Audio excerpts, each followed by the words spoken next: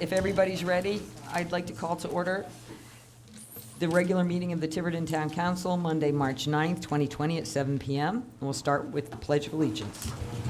I pledge allegiance to the flag of the United States of America and to the republic for which it stands, one nation, under God, indivisible, with liberty and justice for all. Madam Clerk. Councilor Perry. Present. Councilor Edwards. Present. Councilor Clark. Present. Councilor DiMederos. Present. Councilor Hilton. Present. Councilor Cook. Present. Councilor Driggs. Present. All present. On to the consent agenda. Item A, approval of town council minutes, of which there aren't actually any this week. B, acknowledgement for receipt of minutes from boards and commissions, 6 sets from the Personnel Board, 1 set from the Open Space and Land Preservation Committee, 3 from the Town Farm Renovation Committee, 2 from the Budget Committee, 1 from the Cemetery Commission, and 1 from the Planning Board. Acknowledge receipt of reports. Susan Gill, Administrative Officer, Report of Activities. Item D, acknowledge receipt of correspondence. First, the City of Newport invitation to participate in the 64th Annual St. Patrick's Day Parade on Saturday, March 14th, 2020. And secondly, the Hopkinton Town Council resolution in support of legislation to move the primary election day to Wednesday if held the same week as Labor Day. And finally, item E, the approval of tax assessor abatements. Would any councilor like to remove an item from the consent agenda? Madam President, Yes, John. item D1.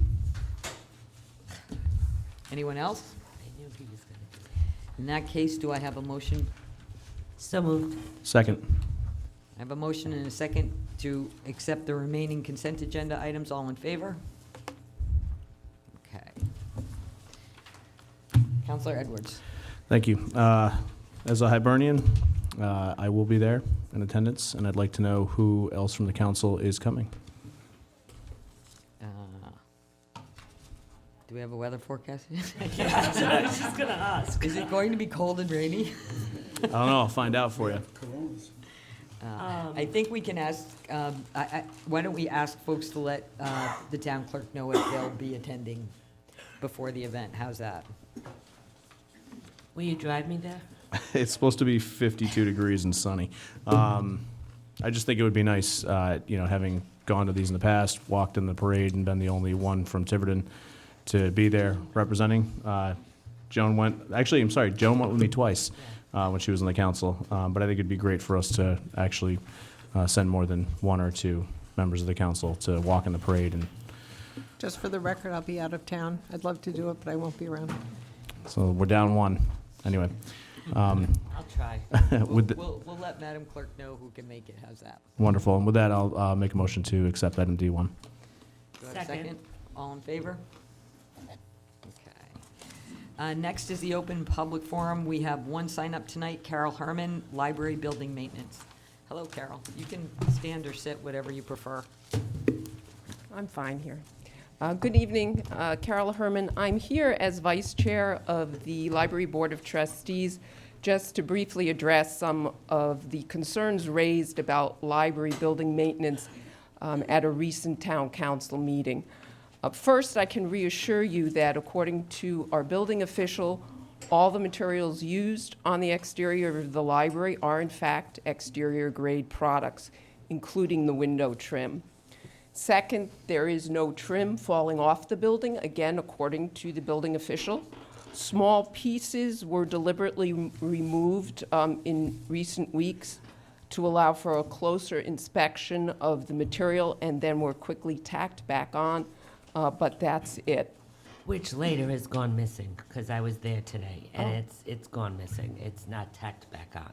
Okay. So it must be, what we saw the other day is, they took it off the building. I can also report that work We has don't already know that. begun They did not say that. on Sorry. completing some of the needed repairs identified in the building official's report. Some work to be done by the library janitor and some contracted out.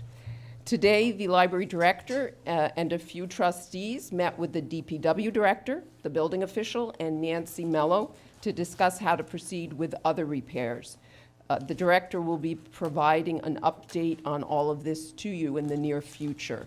And in the meantime, I would like to encourage any of you who have other questions or concerns to please speak to the library director. She is the person who can give you the most up-to-date facts available on the exterior, what was discovered, and what repairs are being made and being planned for.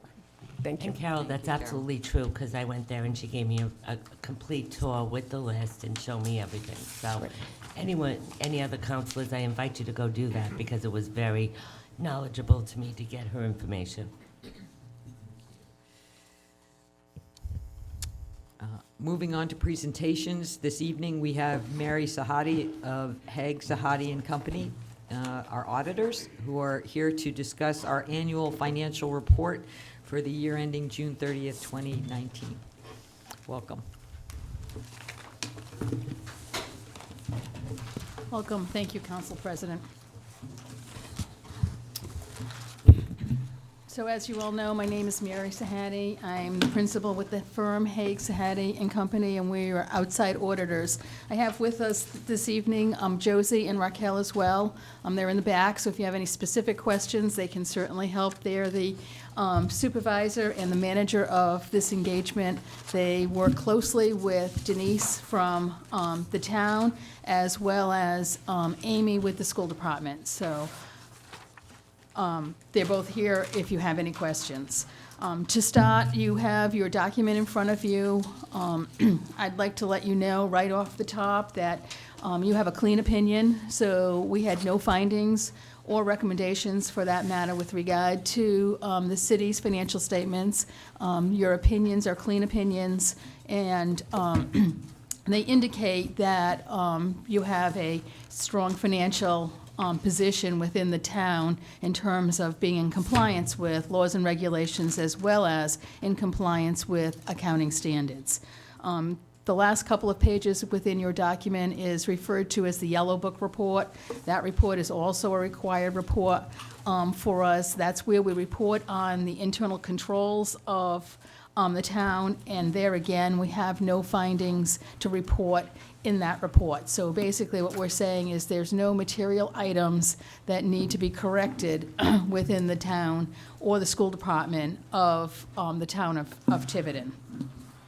The financial statement is in pretty much the same format that it's been in for the last couple of years. The GASB, which is our governing board, has not changed the format of the financial statements. So the initial sections of your financial statements is what's referred to as management discussion and analysis. That section of the financial statements is where management has the opportunity to present the financial results of the community for the prior fiscal year in layman's terms. So you'll see in that particular section of the document, there are a number of sections to include condensed financial statements on both the net position and the statement of activities, as well as on the capital assets and the debt service. But those are required sections within the management discussion and analysis. The GASB itself, just to give you a little bit of history going forward, or insight going forward, is the GASB is attempting to restructure that section, because that section over time, when it came into play, probably close to 10 years ago now, became more of a template for most communities. So your community is really no different than any of the other communities within the state of Rhode Island, or for that matter within the United States, where if you opened up any governmental set of financial statements, the MD&A would follow in that exact same order. What they are trying to do going forward is make it a little bit more personal, and going to require the cities and towns to actually do more of a narrative and be less template oriented. So if you look at yours from this year, from last year, it looks pretty much the same. All that's being addressed, really, when you think about it, is the increase in terms of data that might be unique to fiscal 19, but may not have been within fiscal 18 or prior. The government-wide financial statements are the section of the financial statements where you are required to pick up all your liabilities. You're required to pick up all your assets as well, but you're required to pick up all your liabilities. So the first two financial statement pages that you see within the document are what is referred to by the GASB as your government-wide financial statement. So there is where you see your assets being reported as well as your liabilities. And for you, those particular statements start on page 18. The balance sheet, if you will, or your assets would be on page 18, and on page 19 is going to be your liabilities and your equity. For your fund financial statements, they follow next. You don't have a lot of differences from your fund financial statements to your governmental or your government-wide financial statements, with the exception of primarily your capital assets. So if you look on page 18, you will see that you have net capital assets of $72 million in your governmental activities and $3 million in your business-type activities. Now, your business-type activities is your land acquisition fund and your cafeteria fund. So those are your only two funds that are considered business-type activities.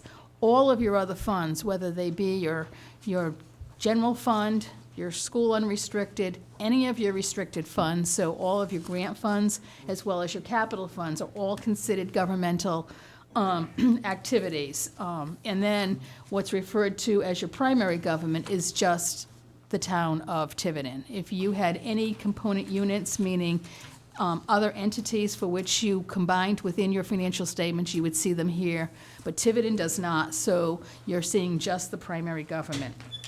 If you flip the page, you'll see that you have almost $39 million worth of bonds and notes payable, as well as about $58 million of pension and OPEB liability.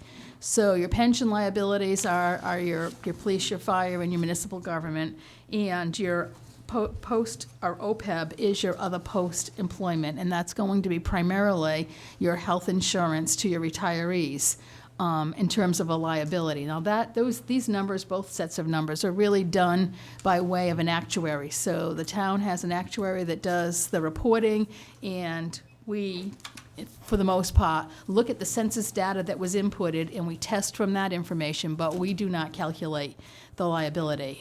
The town is asked somewhat annually, but if not annually, periodically from the actuary to reassess the assumptions that are being used to come up with those dollar amounts. So sometimes you see a swing, if you will, from one year to the next, depending on whether or not anything changes in the tables, the IRS tables, if anything changes in terms of your assumptions, or something as simple as the interest rates changing. So that's how that liability really changes from year to year.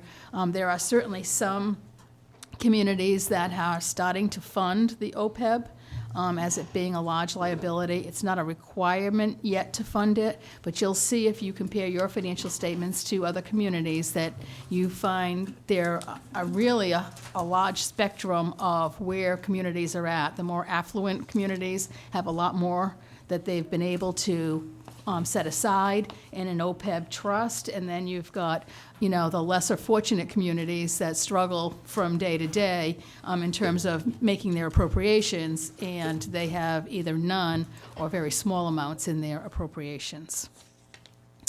Following the government-wide financial statements are what's referred to as the fund financial statements. That's where you see your major funds, so noted in their each individual columns. What page are you on now? I'm sorry. I'm sorry, 22.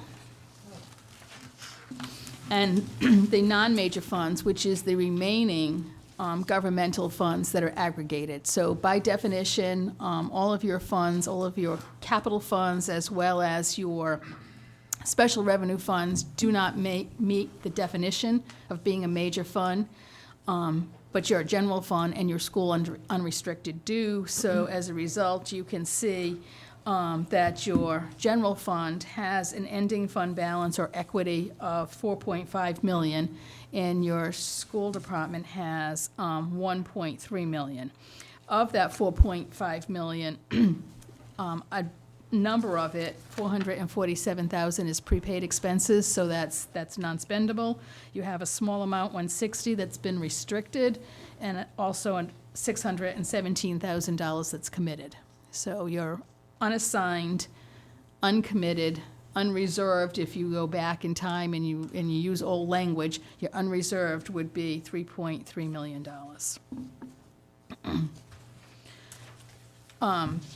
2 pages beyond that, page 24, you will see the statement of revenues, expenditures, and changes in fund balance. That's where you're going to see, at least in a rolled-up fashion, each of your revenue line items by revenue type, and you will see each of your expenditures by function. So generally speaking, these functions follow the functions that are appropriated in your annual budgets. So normally, general government, finance, administration, public safety, they will follow in order, if you will, of the appropriation order that is included in your annual budget.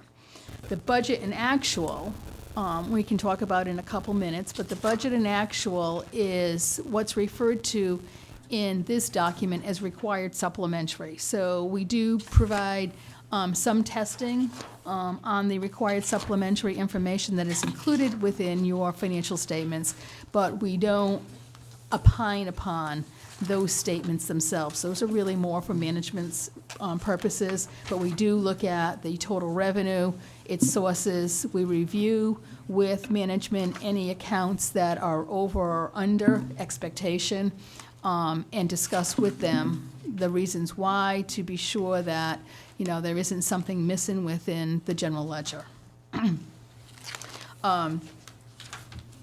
26 and 27 is what's referred to as your proprietary funds. So here in Tiverton, you have one type of proprietary fund, which is your business type activities. One is your land acquisition fund, and then the second is the cafeteria fund. The land acquisition fund really goes without saying. That's the land that you currently have. Has a few expenses attributed to it annually, but nothing significant. Your cafeteria fund, on the other hand, this particular year, although it had a small fund balance to start with, $125,000, this particular year, the expenditures did exceed the revenue by nearly $30,000, $29,797. So just something to keep an eye on, and we can certainly have further conversations, because this is school-related, with the school department. And then fiduciary funds, those are on page 29 and 30. And the fiduciary funds are the pension funds that we've talked about. In addition, you have a number of private purpose trust funds. They're considered fiduciary, as well as agency funds. This presentation may change a little bit in the next year, meaning fiscal year 2020. There are new governmental accounting standards that are coming out with regard to reporting on fiduciary funds, and that may change the definition of student activity funds and their placement within the document itself, and potentially some of the private purpose trust funds. So we will be working with all of our towns and cities going forward, so that the accounting departments are all aware of what the presentation needs to be for the future financial statements. Beyond the basic financial statements, which are those that we just talked about, are the notes to the financial statements. In terms of the notes, they are very similar to what you have seen in the past. There's nothing of any surprising notion to note 1, which is your summary of significant accounting principles. All of it is very similar. Item number F will just talk about, that's on page 41, it just talks about the implementation of new principles, and then Item G talks about those that are not implemented as of this fiscal year, but that are forthcoming to the town, and that the town should be aware of. The one I just spoke about had to do with the fiduciary accounting. That's going to be GASB 84, and then GASB 87. We'll talk about leases, so if the town is involved in leases at all, the overall concept of capital leases and operating leases is really going to be combined into one category of leases, and they won't be shown separately any longer within your financial statements themselves. Following that note, again, a lot of information for your bedtime reading, if you will. Nothing that is earth-shattering in terms of what we're seeing in the financial statements. You then see your cash and your cash equivalents and your investments. The carrying amount and the balance in the bank accounts. The difference is really just outstanding checks and deposits in transit, so nothing really unusual there. And the town generally has some small amount that is considered uninsured, and that still exists in the current year. The investment note includes a lot of the pension information and so on. On page 47, what you will see on page 47 is that in fiscal year 18, you had construction in progress that was placed in service this year. So that's going to be your capital projects that were not quite finished at the end of fiscal 2018, but have now been completed and they've been placed in service. So primarily, of the $20 million that you see as an addition in the buildings and improvements, $9 million, 6 of that is your construction that got placed in service.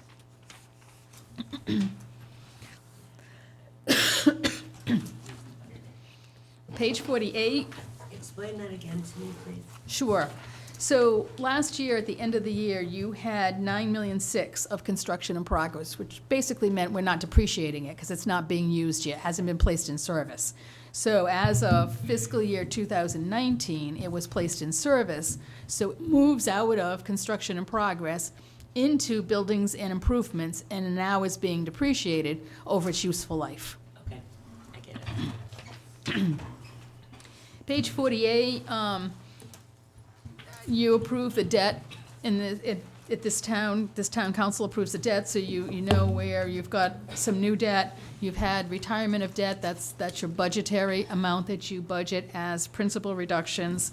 What is interesting, however, at least to myself, is when you read below the subtotal line and you look at your other post-employment benefits and you look at your pension liability for each of the plans, and you can see where it fluctuates really annually based on, your population of your staffing, your number of people, whether in the other post-employment, whether they're carrying health insurance, and so on and so forth, whether they have single plans or married plans. So you see that number actually decreased this year from 26 million to 24, where your net pension liability for police and ERS actually increased. So it's interesting, to me, it's interesting in that it tells you on one quick screenshot where your plans have gone over 1 year's period of time. Is this like net present value? Is that what we're looking at here? For the pensions? Yes. So like if in order to bring, for instance, I'll use the police pension as an example. Last year, July 1, in order to bring the pension to fully funded status, we essentially get to stroke a check for $5.4 million. That's Versus correct. this year, it's 6.1, and that's because of the change in the IRS tables. The a couple tables, other the factors. actuarial, Okay. the interest rate, what was earned versus what was expected in terms of the assumption, yes, correct. Can I ask a question? One further follow-up question? How come the landfill closure and post-closure care costs didn't change? What's the question? I'm sorry, how come what? Well, that's because. What was your- The landfill closure line, Oh, That's- 9.1 to 9.1? That's the and I could be wrong, so Denise is here, she may speak to the matter, but that's the post-closure, and you just closed it, correct? No. We haven't closed it. Oh, you yet. haven't closed it, so this is, So that's this, why it hasn't changed. right, that's why it hasn't changed. So this is the amount set aside. Right, that's the That's what, restricted. so This this is is what- the amount we have set aside. This is what you're estimating your landfill closure and post-closure to be, the liability to be. That's the most recent written estimate we have from PAR. So that's what we were So asked what it for. would cost. What it's going to cost. We To haven't close it. had a So it formal, hasn't changed. right, right. That was the last written estimate we have from PAR. Okay. And you will better know, makes sense. once you start the process of the closure, what that liability is really gonna be. Following that, note on the closure and post-closure, that's note 9. Note 10 talks about your other post-employment and then your pension. So, following the notes to the financial statement, starting on page 84, are your budgetary, or is your budgetary information. So if you look at page 85, you will see how the general fund ended its fiscal year. So this particular year, after you take into consideration your revenue and your expenditures and other financing sources and uses, which primarily are your transfers, the town had a surplus of $649,000. Is there, I interrupt for just one moment.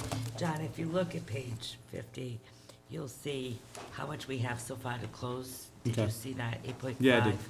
Okay.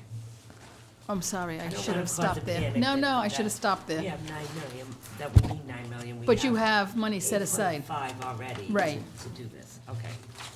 Because that will cause a panic. I'm Okay. sorry. It's Thank okay. you then. No panics I are wait for allowed. panics any moment. So again, on page 85, the revenues are shown by category, and the expenditures are rolled up into the functions. So you'll see that, with the exception of public safety, even at public safety, with the department being one of your largest departments, your surpluses are pretty much spread among all of your departments. So what that says to me, as the auditor, is you've done a good job budgeting for each of your functions within government, because each one of these departments came within their budget with very few percentage points left behind. There were some carryovers. The finance administration had a carryover, general government. Those are appropriations that you're carrying over to the next fiscal year, which is 20. Now, also, included in your document, as we've included in the past, on page 88, is your school department.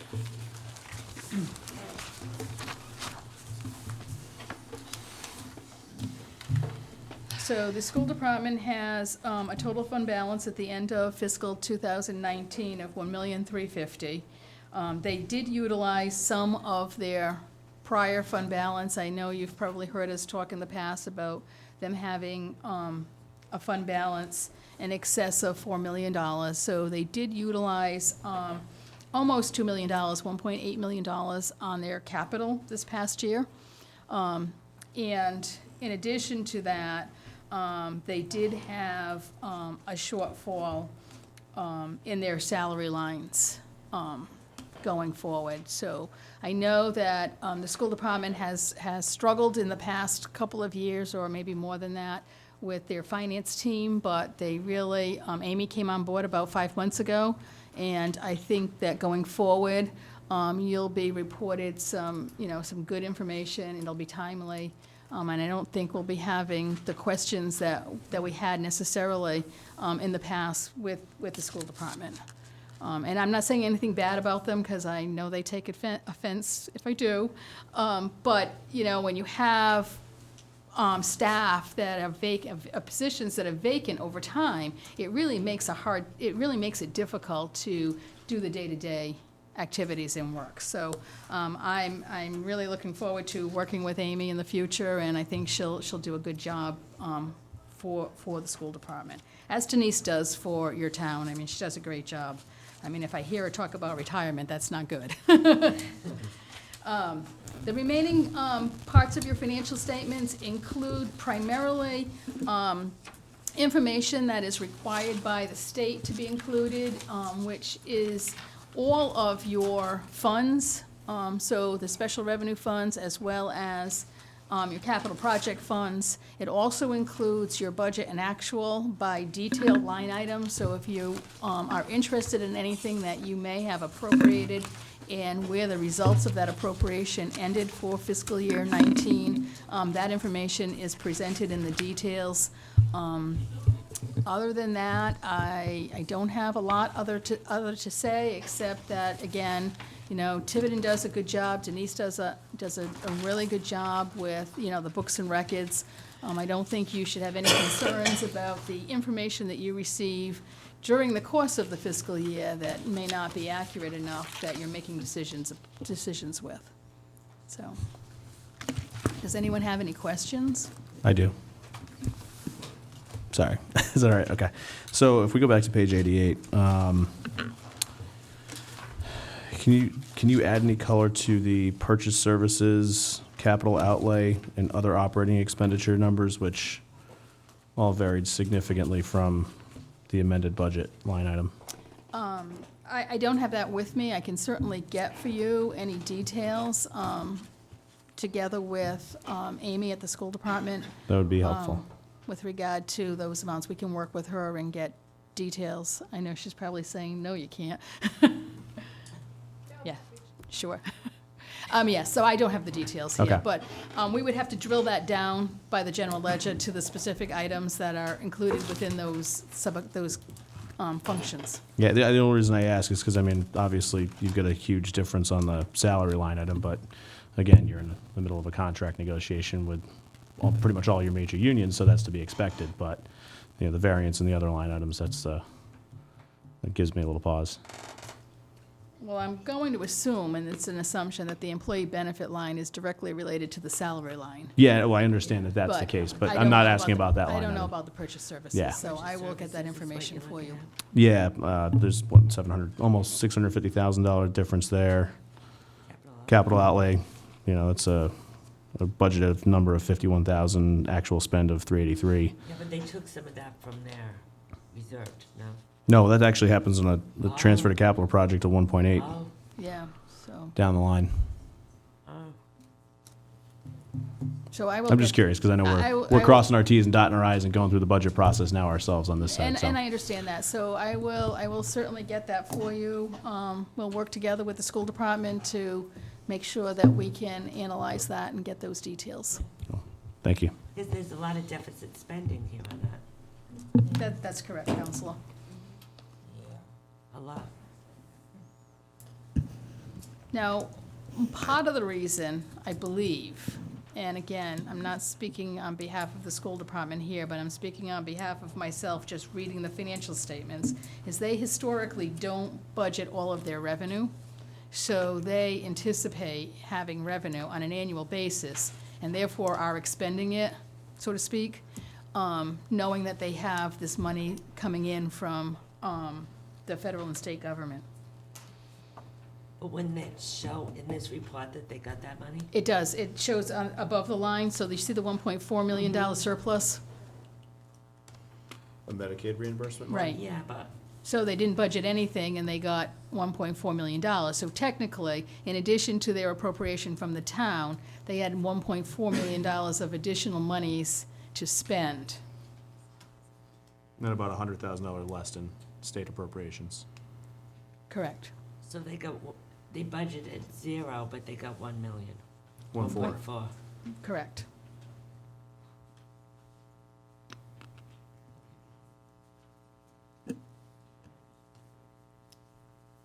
Other questions from the council? Anyone? In that case, Mary, thank you very much for coming to join us this evening. You're welcome. And yeah, as always, if you have any questions and you want to reach out either directly or through Denise, we're always more than willing to answer questions for you.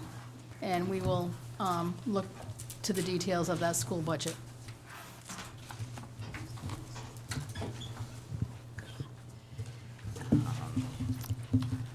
Moving on, we don't have any public hearings tonight, but we do have the council sitting as a Board of Licensing for David Fierabend. I hope I'm saying that correctly. David, am I pronouncing that correctly? Please come up and join us, if you will. Groundswell Cafe and Bakery at 3883 Main Road, requesting approval of a victualling license. I'm just Hi. going to, hello, good evening. If you'd just like to tell us, I think we've got most of your packet here, but if you'd just like to tell us a little bit about what you're proposing? What we're doing. So it'll be similar to what the Provender had before. We're going to be doing baked goods, salads, sandwiches. I'll be a 6 to 6 kind of daily operation and a heavy coffee program. So baristas and fresh baked goods every day. Questions from the council? Anyone? Will you have gluten-free? We are because I am. Okay. I'd like to make a motion to, is that all right? To approve the victualling license for David, oh, I'm gonna screw this up. Fierabend. Furrowbend, you. Groundswell Cafe and Bakery LLC, 3883 Main Road. Second. Second discussion, just one question from Madam Clerk. Subject to meeting all legal requirements, is this currently meeting all legal requirements? No, they do not have their CO as of yet, so it will be subject to the building official sign-off. Okay, so subject to meeting all legal requirements, Subject to including meet, a certificate yes. of occupancy from the building official? Yep, so moved. So is there a second? Second. All in favor? Good luck, Thank you. Best Thank of you. luck. When are you opening? We're shooting for mid-May. as soon as they get the So. CO. Thank you. Okay, there we go. Moving on to appointments and resignations. First, the annual tree warden appointment to January 1st, 2021. We are lucky enough to have two very wonderful candidates who've both been in front of us. First, Frankie Ramus of Manchester's Tree and Landscaping, and secondly, Jonathan Hathaway at JDH Landscaping and Tree Service. So Madam again- President, Yes. I'd like to make a motion to appoint Frankie Ramus, Manchester's Tree and Landscaping, 2970 Main Road. Second. Oh, well. I think we had a bunch of seconds there, so that's great. So we have a motion and a second on that. Again, we had great candidates, but I think the council seems to have come to a consensus. So all in favor? Congratulations. Frank. Congratulations, Frankie. The Budget Committee. This is interesting because we almost got down to, putting names in the hat. We've had a number of resignations from the Budget Committee. We went through all of the list of people from the last election until we hit the write-in candidates. And we had a couple of write-in candidates that had 2 votes, and a number of them declined the position. There was one more that had 2. If this gentleman hadn't accepted, we would have been down to the Mickey Mouse. Mickey Mouse and Donald Duck and alcoholic write-in candidates, where we would have had to have pulled one out of a hat. However, Mr. Thomas J. Hamilton of 80 Fury Ave, who received 2 write-in votes, is willing to accept the position. So, Madam President, I'd like to make a motion to appoint Thomas J. Hamilton, 80 Fury Lane, to the Budget Committee. I'd also like to say that I was very impressed that Mr. Hamilton was there last week, and he was in the audience, and he listened to all the discussions. So, to me, you definitely have my vote for doing that. I'll second that before he changes his mind. there we go. Okay, so I have a motion and a second. Any other questions or discussion? All in favor? Welcome we go. aboard. You might be sorry. but- Mr. Hamilton, thank you very much for volunteering to serve. We appreciate it. The Arts Council, which is a 5-member board with a 2-year term. There's an unexpired vacancy to April 15, 2022. We have one applicant, Leslie Poldevard of 1 Mill Street. Leslie, do you want to just give us a chance to find out about your interest in the Arts Committee? Council? I think all of you know me. I live at 1 Mill Street at Bourne Mill Apartments. When I was the town sergeant, I worked on the side with the Budget Committee. Nancy knows I put all their agendas together, put it on the state server, and I work with them putting up paintings and stuff. Right now, my mother passed away in October. I have nothing to do. Except your son. Except my grandson. Your grandson. And my grandson is an artist, and he's very interested in computers and multimedia, and I'm sure he can do a lot of work for the Arts Council also. So that's one of the reasons why I want to go on. Something to do. Thank you. Any questions from the council? Madam President, I'd like to make a motion to appoint Leslie Poltervat to the Arts Council.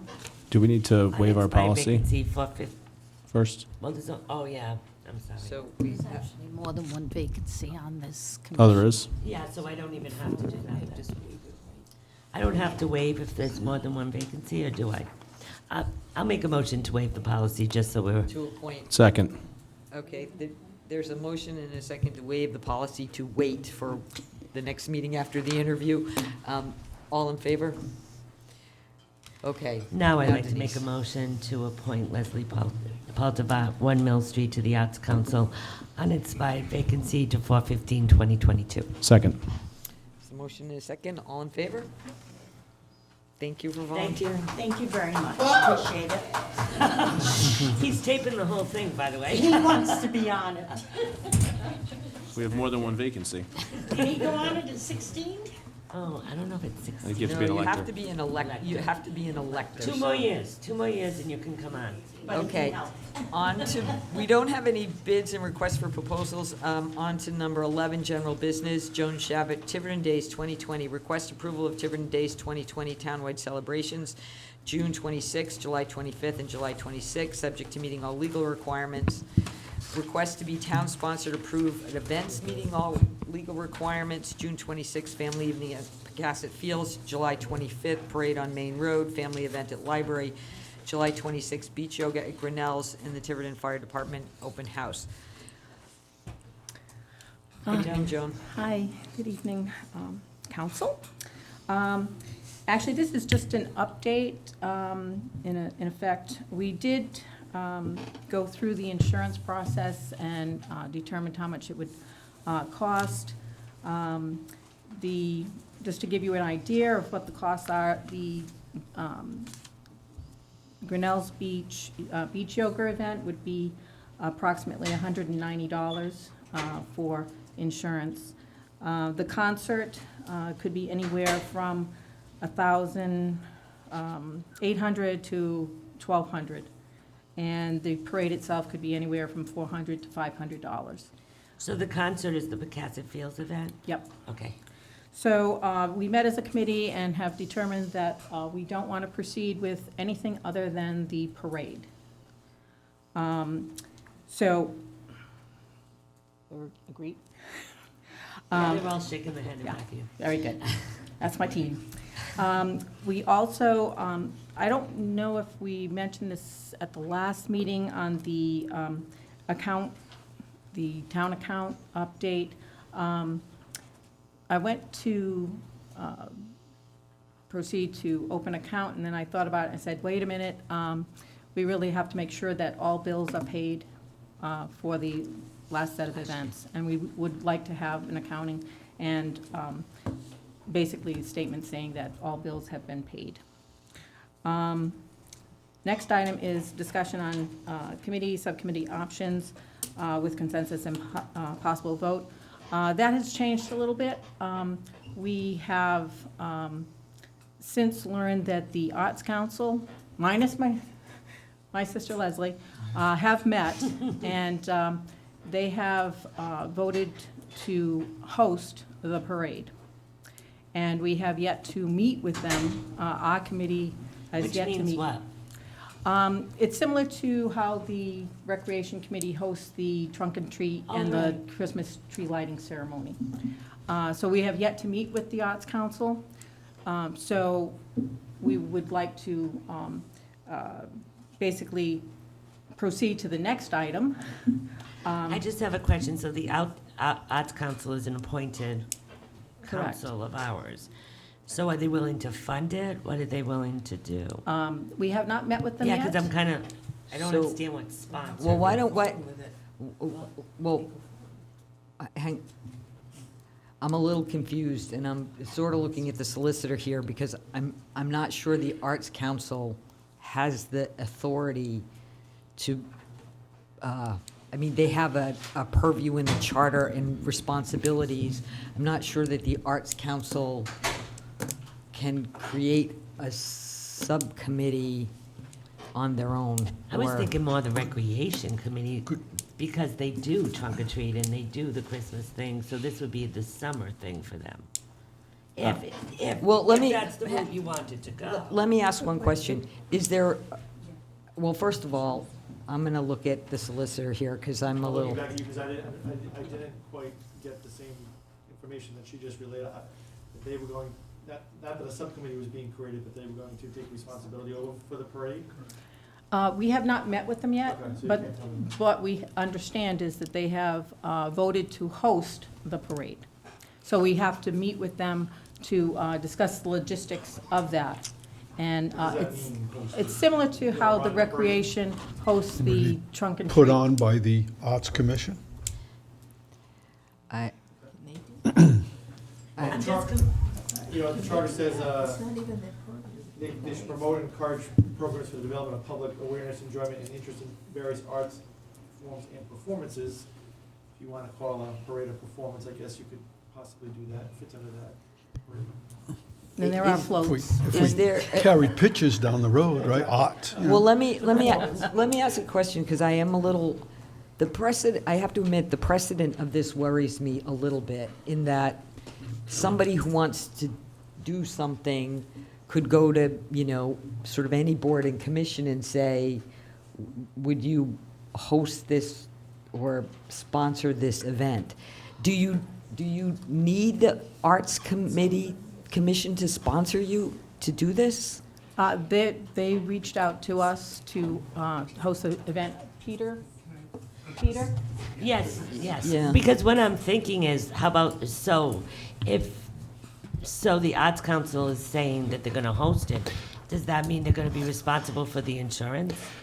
So I think that we're perhaps using incorrect language. What we agreed to when we met was that this particular event would move to the Arts Council, and the accounts would shift. The committee that had presently been doing this on a volunteer basis was willing to make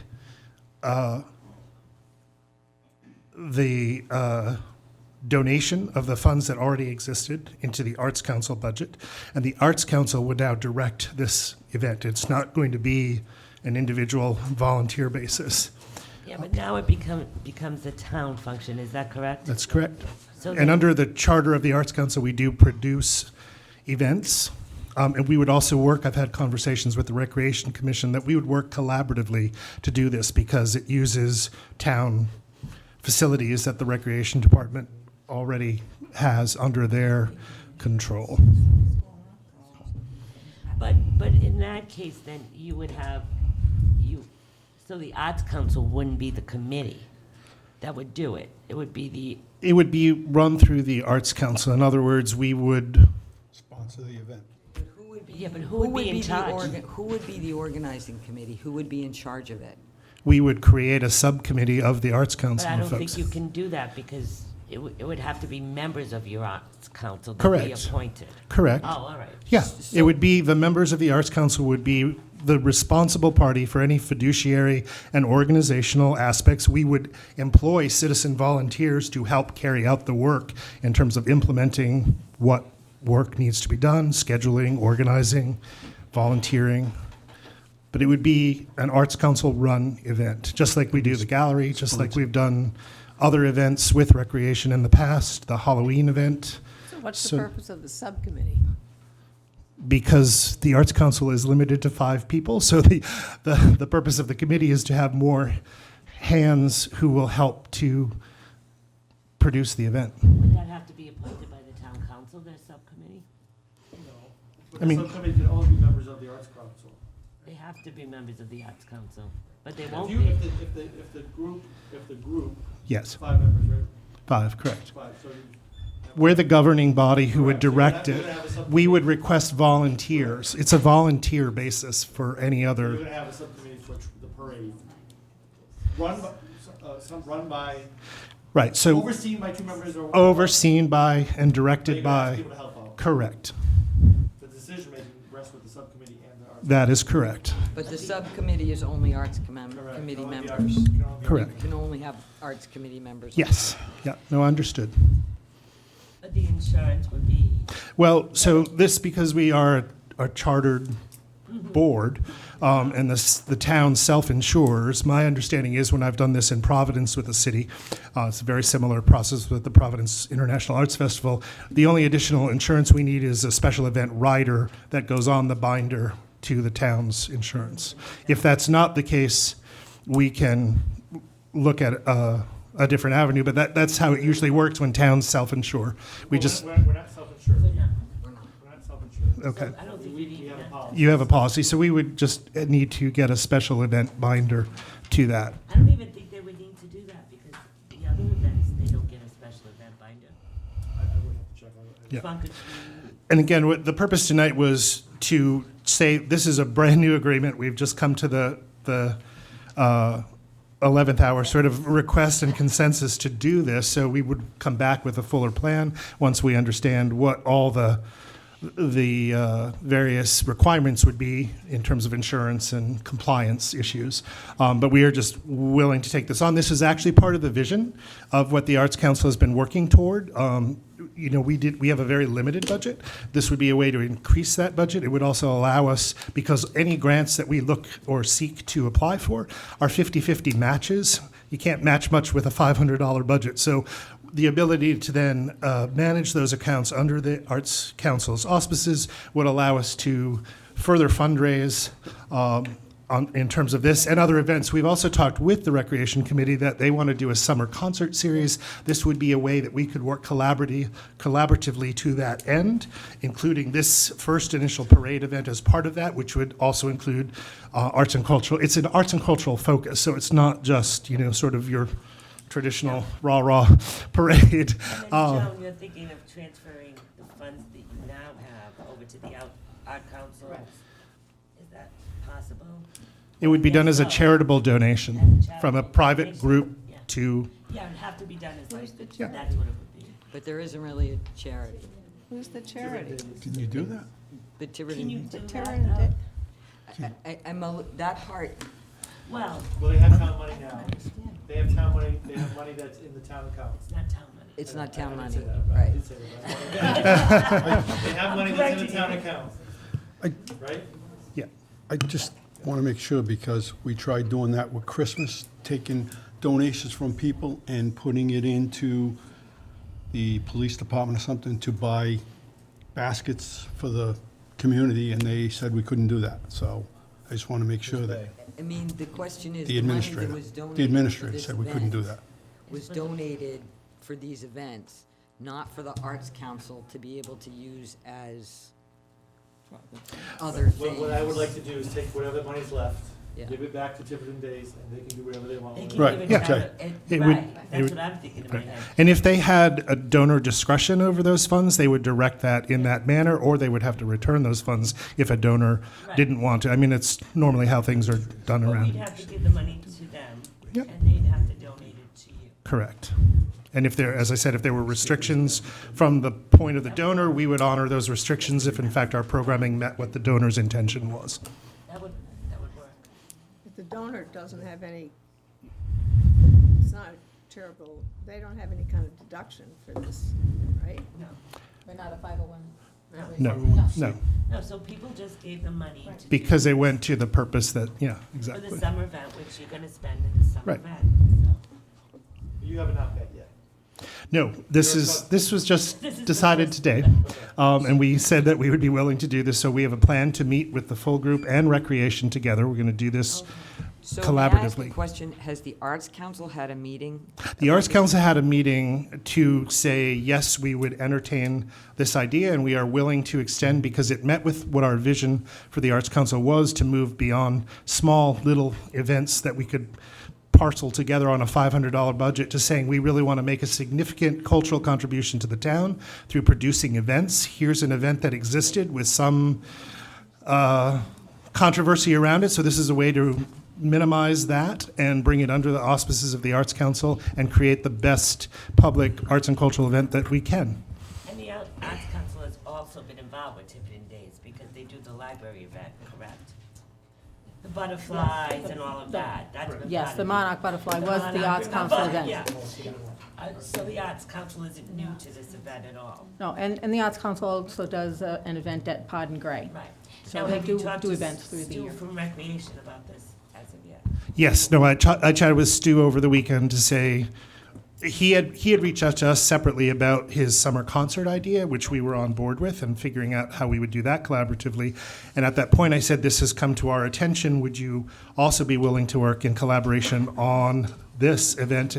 And he agreed, and we said, pending the outcome of this forum tonight, I would be back in touch with him, and then we would all together meet to figure out how we're going to transfer this over. And he's aware that, never mind. He's aware that the Arts Council would take control of the former Tiverton Days, its account, if they so willingly grant it over, and that we would be the governing body who has the responsibility. Yes, he understands all of that. Madam Clerk? But you did have a Arts Council meeting, and this was on the agenda, and you properly posted and had a meeting. Correct, of the three current members. Yeah. Now you Right. have This, four. now we have four, and we actually have another. Have that on the agenda. Yes, correct. And What's the date of that meeting? my brain is tired. I can get you the date. It was in the last month. I'm sorry. That's fine. Yeah. Okay, so I think, well, for tonight, I think, oh, I'm sorry, Mrs. Black, I didn't How see can you you miss there. her? That's okay. May I speak? Yes. Okay. So I'm a non-voting member, of course, of this group, because I can't vote, but I'm sitting here with Pat Curran, who was one of the original members of Tiverton Waterfront Festival. Oh, if anybody was here, you remember how amazing that was. Before that, we had a carnival at Pecasset School when I was a little girl, which was A fabulous. long time ago. That was, and it was a lot of fun, believe me. And I realized with this dress on, there is no pot of gold at the end of this rainbow. I realized that. So we went out door to door and asked for money to reignite this, Pat and the rest of us. Let's do this again. Let's bring the town together. Let's just plain celebrate Tiverton. And that's what we named it at first. I had the honor of being the first Grand Marshal, which I'll never forget. It meant so much to me and to all my family. And so then it turned into Tiverton Days. It was a mess. I don't like this one. I don't like that one. Middle school, don't sit at that table. It's ridiculous. So anyway, here we are again. We're just trying to do this. That's all we're trying to do. And the fact that we went door to door and got this money, and it was wonderful that it was who to make the check out to Town of Tiverton, and everybody felt very secure. It wasn't going to Joe Schmo at Bank Newport or something. So, but we did get that money for this. So I feel we have to use that money for this. Or else, as you said, go and give it back to the people. They say they don't want it. So we're trying to figure out any way we can to come together and walk from family ties to Little Bear. That's all we're asking. If we can't do that together as a town, shoulder to shoulder, Democrat, Republican, Independent, it doesn't matter. It's not anyone's party. It's to celebrate the town. And our only goal is to make it bigger and better every year. And now we have a wonderful gentleman here that comes with all this experience, and he knows exactly how to get it done. And I'm like, wow, this is exciting. And I thank those people who went together, the 4 or 5 or 6 of us, to try to hold it together every year. And I don't want it to end. I'm afraid, When Waterfront Festival ended, it ended because everyone was arguing, and then it didn't go on for so many years. So whatever we can do with the tulip or whatever insurance, or, you know, if we can come together with the Arts Council or the recreation, or I know Stu mentioned if we needed any help, so that would be great. We really would all appreciate it. Thank you very much. So I think Mrs. Black made a good point, but she did raise one of the issues, which is the money that was donated for this was donated specifically for events. Whether or not the donors would be happy if it went to the Arts Council for their other things, I don't know the answer to that. That's a little bit up to Tiverton Days. So what I see tonight are two possibilities. One is, and I do think there's about $7,000 in funds for Tiverton Days, if I'm not correct. If the existing current committee, as it is, wants to go forward with the parade and wants us to vote on their parade permit tonight and they stay as an independent private entity, we can do that tonight. I think if it's going to be something else that's going to be in conjunction with the Recreation Committee, I think in all fairness, we need to talk with the Recreation Committee Chair. I think our interim solicitor, Nancy, might arrange a meeting between, just to get everybody on the same page here. We're talking about recreation. There's nobody here from recreation. I think that, and it, while everybody wants this event to happen, and I think it will happen, it's a matter of how it happens. I do think there is a little bit of a question in terms of whether or not, or how a volunteer group runs an event, right, under the auspices of another committee. I think that, you know, there are questions like, do you need to open it up and to whoever wants to volunteer? It's, you know, there are some things like that to be worked out. So I guess I would look to Joan to say, tonight, what would you like us to do? So from my perspective, I think the conversation for recreation was revolving around a concert series, which we are not, that's off the table. That's not what our intention is. Our intention is to go forward with the parade. And we do have volunteers for that, as well as we do get volunteers from the high school so they can do their community hours. So we get volunteers from the community as well as student volunteers to hold the event. It's not held on recreation property, as far as I know. It's held on state road. So I think going forward, there are other things that can happen, like a concert series, because we had one concert basically, and we had, one year we had a movie night. So I think those types of activities, that's future activities. They can't happen right now. The focus that we have right now is just on the parade. And if you really think of it, the intent of the money that Sally was talking about, these people knew that you did have concerts, you did have movie nights, and that kind of stuff. So it wasn't. So we're agreeable if we can take the money back and we can review with our people who donated to us and resolve that issue to their benefit and the committee's benefit. So we can take that action item, and that's fine. We can do that. And then what we'd like to do tonight is we need to get going on the parade, because there are issues that we need to address with DOT to get that going. We don't want to delay, per se, on that.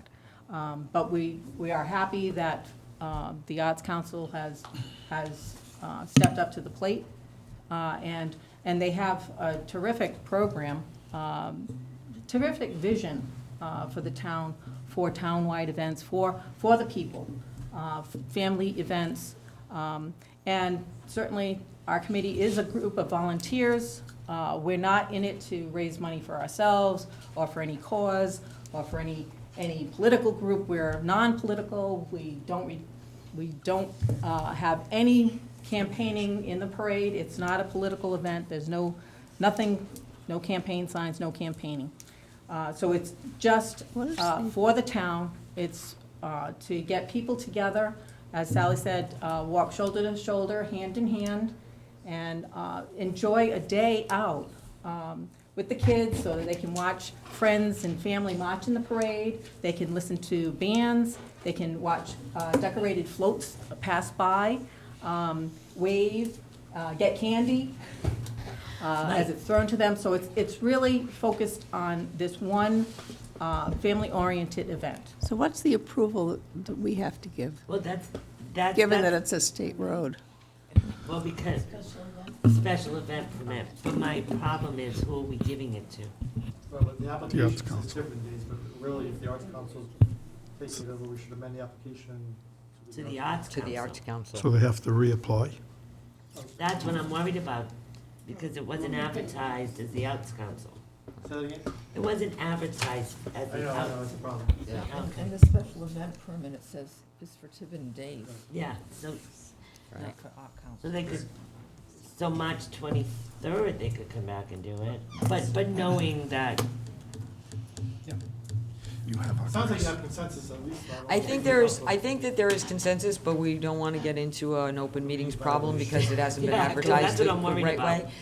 way. And I do have one other question only since the Arts Council is taking it over. And I don't believe that the parade is terribly expensive, but we haven't budgeted anything for this. So I'm assuming if there are expenses for this, if the money can pass through, if the Tiverton Days Committee decides to donate those funds to the Arts Council, then if there are expenses, they would be covered out of. We would present a budget for the event at that point in time if that's what, and I feel more comfortable with that as long as, I'm also willing to, we are willing to step aside from the parade if you guys want to go ahead and do that separately, but we're willing to do it if in fact we do this other housekeeping work first, which is, and then come before on the 23rd. It costs a lot of money. I don't think it costs a whole lot, but you there's- no, probably there's- don't have it, I'm assuming you don't have anything in your budget. And I haven't seen anything yeah, yet. and we don't, and we haven't really budgeted anything for No. it, so. Madam President, a question I have for the solicitor. Tiverton Fire Department Open House and the family event at the library, those are both town buildings and functions, so don't they come over under our insurance rather than a special? Could they still run those two events? If the Tiverton Fire Department wants to I was run. thinking Right, that's what I'm saying. Yeah, They yeah. could still run the open house in the library? If they wanted to run it, yeah. I mean, Right. The building's always insured, our building's always insured. Right, so I mean, they could still run those two events. Correct. Yeah, Correct. yeah, if they wanted to, they could. Okay, We're talking about the just a arts. question. Madam President? Yes, John. So, since we talked all about the budgets and such, let's say Tiverton Days is gracious enough and they donate the $7,000 to the Arts Council. Would we want to take some steps to create a restricted account so that whatever money that's not used for this parade isn't just swept back into the general fund and No. at the end of the year? Because they are donations. It should be something set up so that whatever money is My donated for the suggestion- parade stays for the parade. My understanding was that the Arts Council account, It's not restricted. it's not restricted. Now, if you Okay. don't spend So- it, you lose it. Right. The Arts Council does have a restricted account. When I collected money for, like, the screen and the projector and that. They don't have a, no restricted Not account for you presently, guys. so.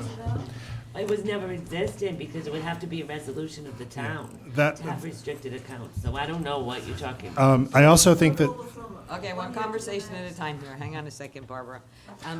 Kelly, you've been standing here for a minute. Did you want to say Keep going, something? I'm listening. Denise would answer that, but I don't think the Arts Council has a restricted account. Is that true, Denise? I might be wrong, but, This is rapidly digressing. no, but This is spinning out of control right now. it does. I was just going to address Counselor Edwards' suggestion because I would agree with that. And also, if we were to apply to other funders, they would want assurance that if those funds were not fully expended on the purpose, like the State Arts Council or private foundations, they would want to know that they were restricted so that we would be able to apply them to a similar project in the future. So I think that that's an important. Denise is shaking her head that I might be wrong, so, that there is. Okay. I never heard of it, but. It's several years old. It was Oh, a it small, is? yes, and it And what was, is it? there was some donations.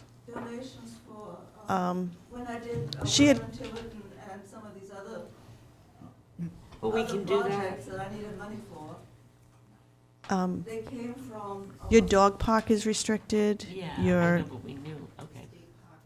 this was, the skate park was, this was a couple of years ago. I'd have to go back in our notes, but I know it came before the council. That doesn't necessarily mean this goes into that. Right. No, okay. Right, That but doesn't- Tiverton I Days think- has a restricted account, and I'm just waiting for some direction in terms of, in terms of what I'm gonna do with those funds. Denise, can I ask So- you a question? When did you start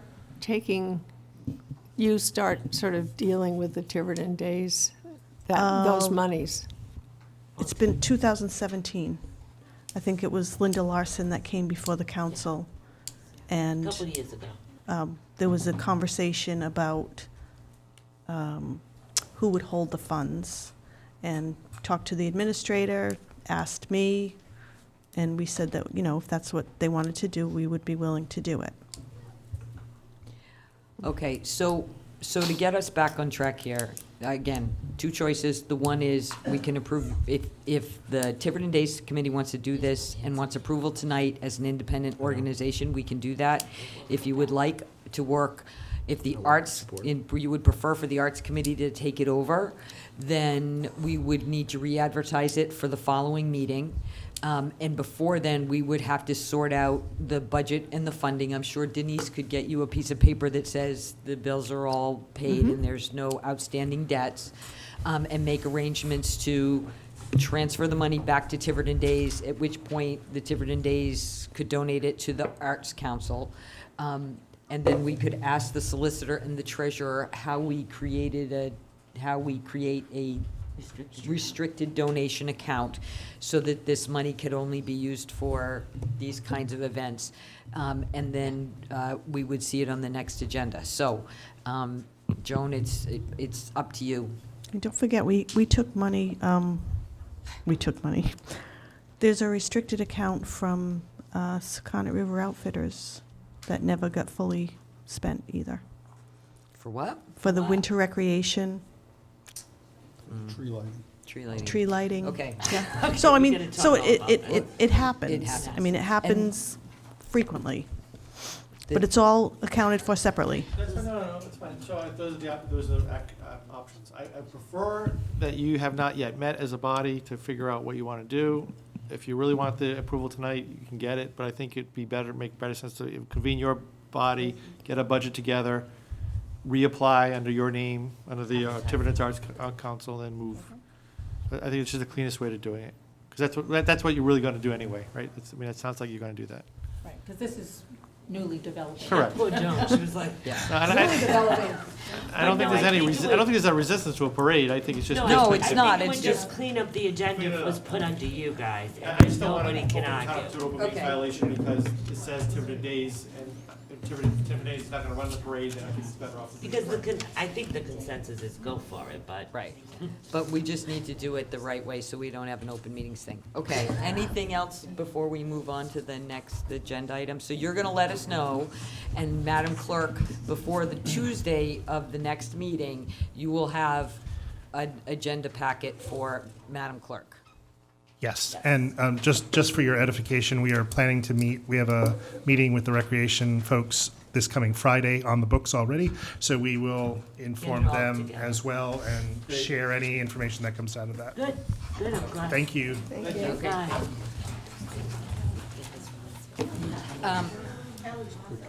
Moving right along, I see DPW Director Rick Rogers is coming up to the microphone requesting permission to advertise for maintenance laborer seasonal help.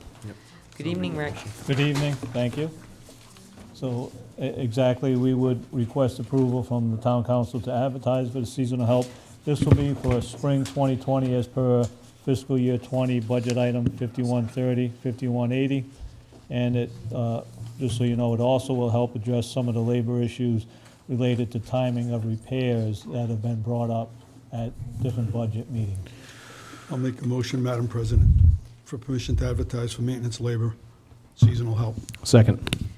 There's a motion and a second. Any other questions or comments? In that case, all in favor? Thank you. Permission granted. But Get him, Rick. no, don't go far, Mr. DPW Director. Our now regular feature, an update on the recycling center and PAR Engineering. Yes, thank you. The last 2 weeks, PAR has been updating the plan based on comments received. The plan has progressed from the concept to actual station layout detail stage. I'd say the plan is about 90% right now. They've continued to identify and narrow down the station needs, and they've continued to coordinate with the pre-engineering, the industrial park overall designer regarding work tasks. This was mentioned at the last council meeting, and they're still reviewing and coordinating with the existing industrial park overall plan. This will help reduce permitting issues and stay within the overall park design. And they've been discussing station layouts with DPW, and last week, the utility needs and utility installation issues with DPW. And that's related more towards the Road C infrastructure, what we're gonna have to do for utilities, water line, electric line, to get to the recycle center. And Rick, do you have an idea when the council might see an updated plan? Yes, thank you for reminding me. PAR hopes to submit that this Friday, and the intent is so that we could put it on by next Tuesday for the 3/23 agenda. Okay. And one other thing for you that has sort of come up a little bit in the budget discussions, and I might suggest that you speak with the acting town administrator, Madam Clerk, about this. Depending on when the approvals come or when you can start work, there is some infrastructure money set aside for the park now today, which would give us the ability to actually begin that infrastructure work of the road work and utility work, whatever could be covered, out of money that's already been set aside in the budget for that. So It's 300,000. it wouldn't necessarily have to wait until after July 1st. So if the permitting happens to come relatively quickly, and that would buy, I'm sure, everybody a lot of breathing room if construction could start before July 1st than waiting till after. Yes. So, but I think if you talk with Nancy, she can, and the town treasurer, they can let you know what's available in that account that could be used today. Okay, thank you. There's 418,000 in that account right now. I think I told you that. Okay, thank you. And that's a restricted account, so even if you don't use that 300 by July, it's still in there. Okay, thank you. Okay, and there was a resolution by the town to spend that for the infrastructure, so it's already been done. Thank you. I want to ask you a question. I don't know if this is out of order, but I want to do it. If it's not, well, I'm going to tell you you can't. And Madam President will stop me immediately. We have asked for 2 DEM extensions on the dump, which was granted. Is that true?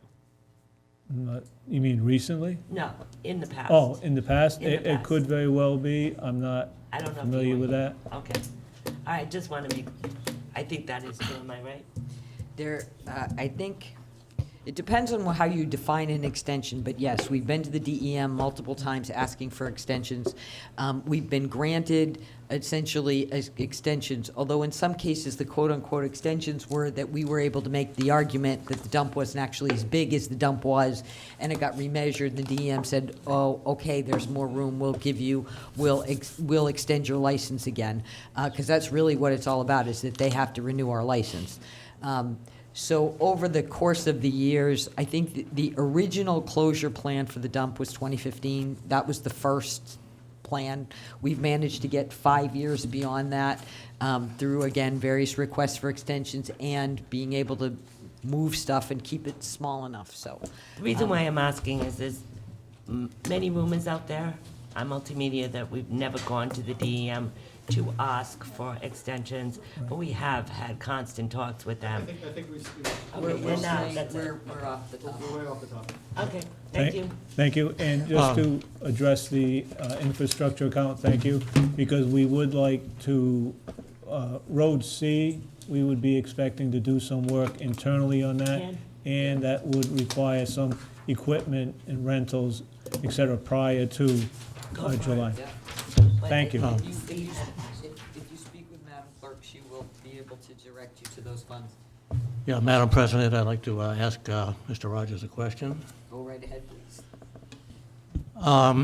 You summarized some of the things that are in progress right now, but I assume there's a very specific timeline that PAR probably put together to publish the timeline. I think at one point we saw a very top-level summary of the major steps that have to occur. At this point, would you say we're tracking to the timeline, or are we getting behind that timeline, or are we getting ahead of it? I don't think we're getting ahead of it, but I think we're keeping close to the timeline and what we want to submit. Close, as in? I'd have to look up the exact timing, but when I talked with PAR last week, I was under the impression that we're doing all right as far as their submittals. Could I ask you, and maybe the council wants to weigh in on this, the next time you present, can we see a copy of the timeline and Sure. some indication of how we're tracking to it? That's a good idea, yes. Okay. I think it's a great idea. Thank you. Thank you. Anyone else have questions for Rick? Stole my thunder. In that case, thank you. Thank you. Fire Chief Mallow, request approval to advertise amendment to the resolutions. Guys, the resolution for fines and fees to repeal the third-party billing rescue fees and replace language with, quote, "usual and customary rate for area as determined by Medicare and other insurance carriers." Chief. Ma'am. Madam President, members of the council, we seek authorization to advertise for, as you stated, for an amendment to the existing fee schedule as it relates to EMS and regular billing, rescue billing. So right now, we've got fixed amounts. Yes. And apparently, that's not the most economical way to do this. Yes, we should be. It's a recommendation from the Dawson Group, and quite honestly, I mean, it made sense to us as well that it would be open-ended in accordance with the fee schedules from Medicare and the different insurance carriers. What I understand, it changes yearly, and ours have been fixed for so long that we're not up to par. Correct. Yeah. So I think I think that's fine, but I do have a question for you. This would be going forward from the date that this language was adopted, correct? That's not my understanding. My understanding is that the Dawson Group, their intent is to bill retroactively at the new rate. Their position was that it's not dependent on the date of service as it is the date that the bill is sent out, and that would be the current date. I would have to defer That's an interesting to the concept. solicitor. Yeah, I don't know if that's true. I'll talk to them about that, but it could be a problem. Well, Yeah, Okay. I mean, these are published rates that we, as a government entity, that's say. the maximum rate that the town allows someone to collect for that service. So, Up to this date. Up to this date. So we can vote to give you permission to advertise for this change, which is gonna take, Madam Clerk, It should be on, it's not zoning, it should be on the next. it'll be on the next one. But the point is, you'll be in April, and is the Dawson Group started their billing yet? They're ready to go. Okay. They said everything is in place, they're just ready for the. They're waiting for us to give them a different, okay. So I think that the town solicitor maybe should weigh in on that sooner rather than later. I don't know, but I'm not sure that we can charge people in the past anything other than what our published rate was. If we can maybe just get authorization subject to the solicitor's approval one way or the other. Well, I think we, Can't get authorization tonight. Yeah, today. We'll call them, I'll talk to them about. Okay. I think we're gonna be stuck with the rates that's in the ordinance. right, I just, if that's the answer, that for the prior things, that's the rate we're gonna have to live with, I would rather see them start billing tomorrow, to try and start collecting that money rather than another 2 or 3 weeks till, this becomes effective. Madam President? Yes, John? I'd like to make a motion to grant the chief approval to advertise the amended resolution for fines and fees to the third-party billing service. Second. Any other questions or discussion? All in favor? Okay, thank you, Chief. Thank you. Just a administrative thing. We're not approving this, we're just approving. You to can go advertise, yeah. Amendment only had 6. 6:01, okay.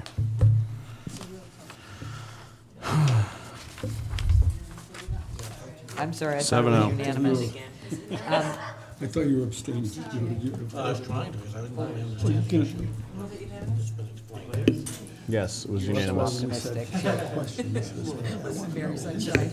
Okay, moving along, Counselor Cook, we've got a long night ahead of us, folks, so let's stay on track here. Counselor Cook, discussion and possible vote to amend ordinance Article 2, Operations, Section 78-31, to include Judson Street West Side for deliveries only and advertised pursuant to Charter Section 408. Counselor Cook. All right, currently, there's Hilton Street and Connecticut Street that have very, very large hills, and the tonnage of the trucks is restricted. All the traffic is being funneled to West Judson Street, which also has a very, very steep hill. I went up it myself, and I think the residents are complaining about all the trucks being diverted there.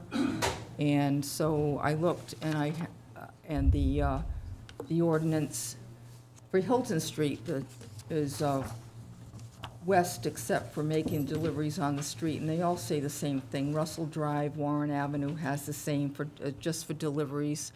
The allowing designated streets and highways within the town to the extent indicated, trucks exceeding 4 tons in overall weight prohibited from using certain streets.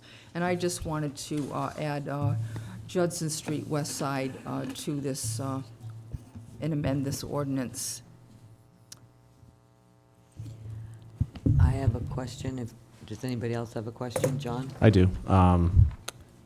This is more for the clerk administrator. Do we have documented we have a documented number of these complaints? I've received at least 2. Okay. I Recently, haven't I just mean, received 2. Yes, someone on Judson Street came in. I told them, they actually, I think, spoke with the police chief as well on that particular complaint. And then I have another complaint. So I would say I have 2 in the last 2 to 3 weeks. And one was sent to all of us. I was gonna include it, but I said, well, yeah. we all had it, you know. That's the only reason why I asked, because, one complaint, 2 complaints, that doesn't seem like a deluge of I complaints. also think there's gonna be But- more activity down near the think- tank area. Madam President, Yes, Denise. my question is, that was my question. How else will they get to Bay Street now? Because there probably is going to be more. So they'll have to go through forever to get to Bay Street? They might have to. It's not as steep either. I went down some of the side streets on that side, on. No, I'm just side, thinking that the And only it's more level. It's not as dangerous. So to deliver to Tiverton, you will have to go to forever? It's not that far. It's not a big deal. No, I'm just asking because there's no other. I think this all came to light because of the, Hang on one second. all came to light because of the propane tanks that are supposedly being put in down at Inland Fuel. Because before that, the trucks used that route constantly. For years, I've never seen any complaints the 3 years I've been here. And I know they use that because it's a lower grade than Canonicus and Hilton for the trucks to climb when they're loaded, so that's why they use it. The only other street they could use is in Fall River Woodman Street, which is a lesser grade, but I don't know if some of the trucks, a lot of the trucks come from Portsmouth, Bristol, Little Compton. I don't know if they're gonna, they try to take the easiest route, so, but. Donna? I thought you wanted to. There's going to be increased traffic and quite a bit, and I certainly don't want to interfere in someone's business. I want them to be successful, but I also want a quality of life for the residents not to go down with the increase in the trucks. So I feel this will help mitigate the problem. Madam President?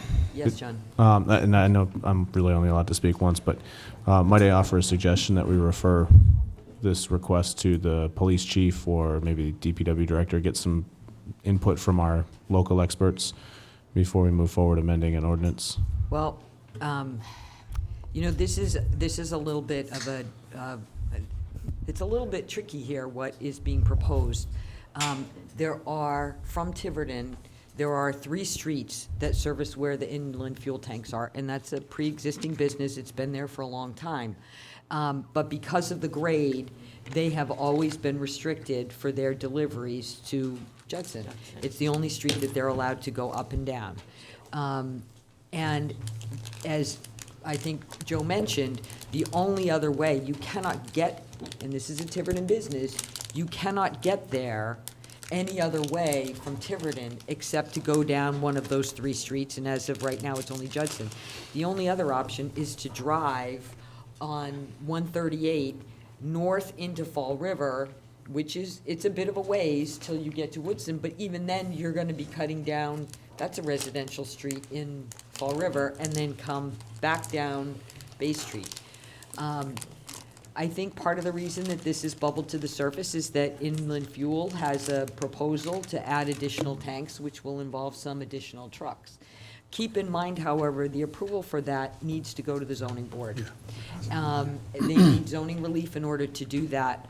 I think that, I don't know whether or not you could actually, and this would be a question for the solicitor, change an ordinance that made it so that a legally existing business in the town couldn't get to their property without driving into another state and coming back. I don't know whether or not you could actually do that and whether or not that's really fair. But I do think the question of the additional truck traffic that could be generated is best addressed by the Tiverton Zoning Board, where this application is now going, and where every neighbor and every legal abutter will be notified and would have the opportunity to go in front of the zoning board and make their case and their concern. And the business also, and make their case and their concern about this to the zoning board. And then it will be up to them to decide, and even that decision is appealable if one party feels terribly aggrieved.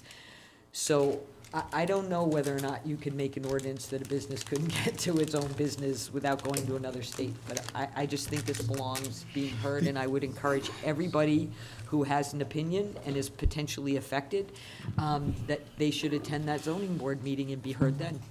One of the other things too, Madam President, is going into Fall River down Townsend Hill, that's probably a steeper hill than Judson Street is, especially in the snow and ice. So,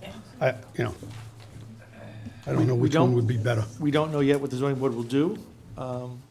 They could, if they do grant the whatever relief is granted, they could put restrictions on the hours of operation of the trucks and whatnot. So there are options that the zoning board will have. You raise a good point about closing a street, and that's the only access to the business. I don't know the answer to that off the top of my head. I can look into that. But I also wouldn't mind how the police department look at it in the interim, so we can just keep on moving forward with it. Have they even applied to the zoning board? Because I was told they had not.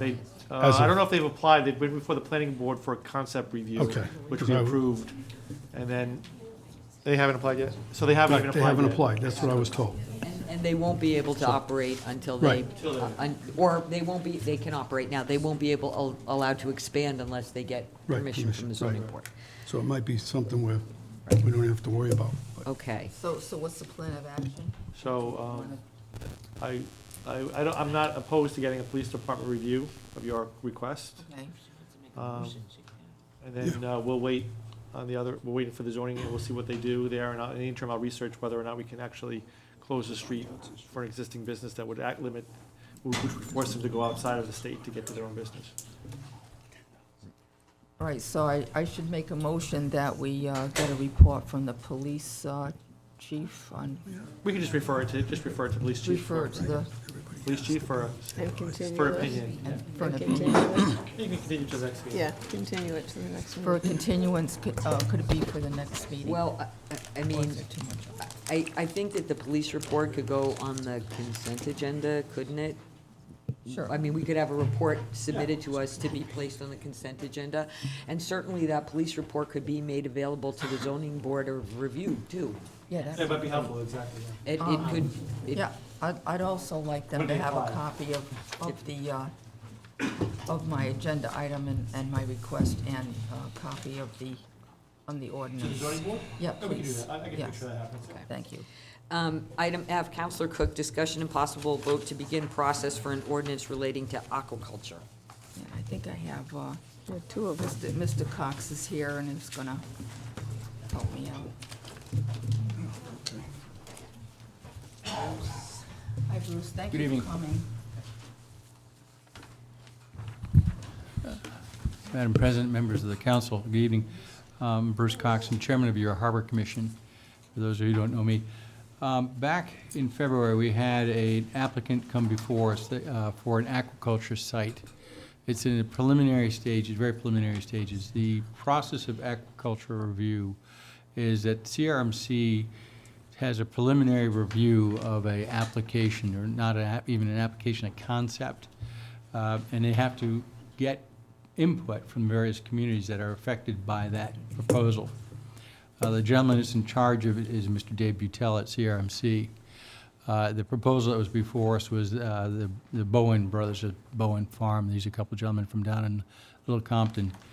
And their site was rather unique in the sense that their proposal was not to access it by boat, but actually to walk to it from the shore. And therein lies the interesting rub, because its location was such that at mean low water, so at low tide, the shallowest area of it would be about 2 feet of water, and the deepest part would be about 4 feet of water.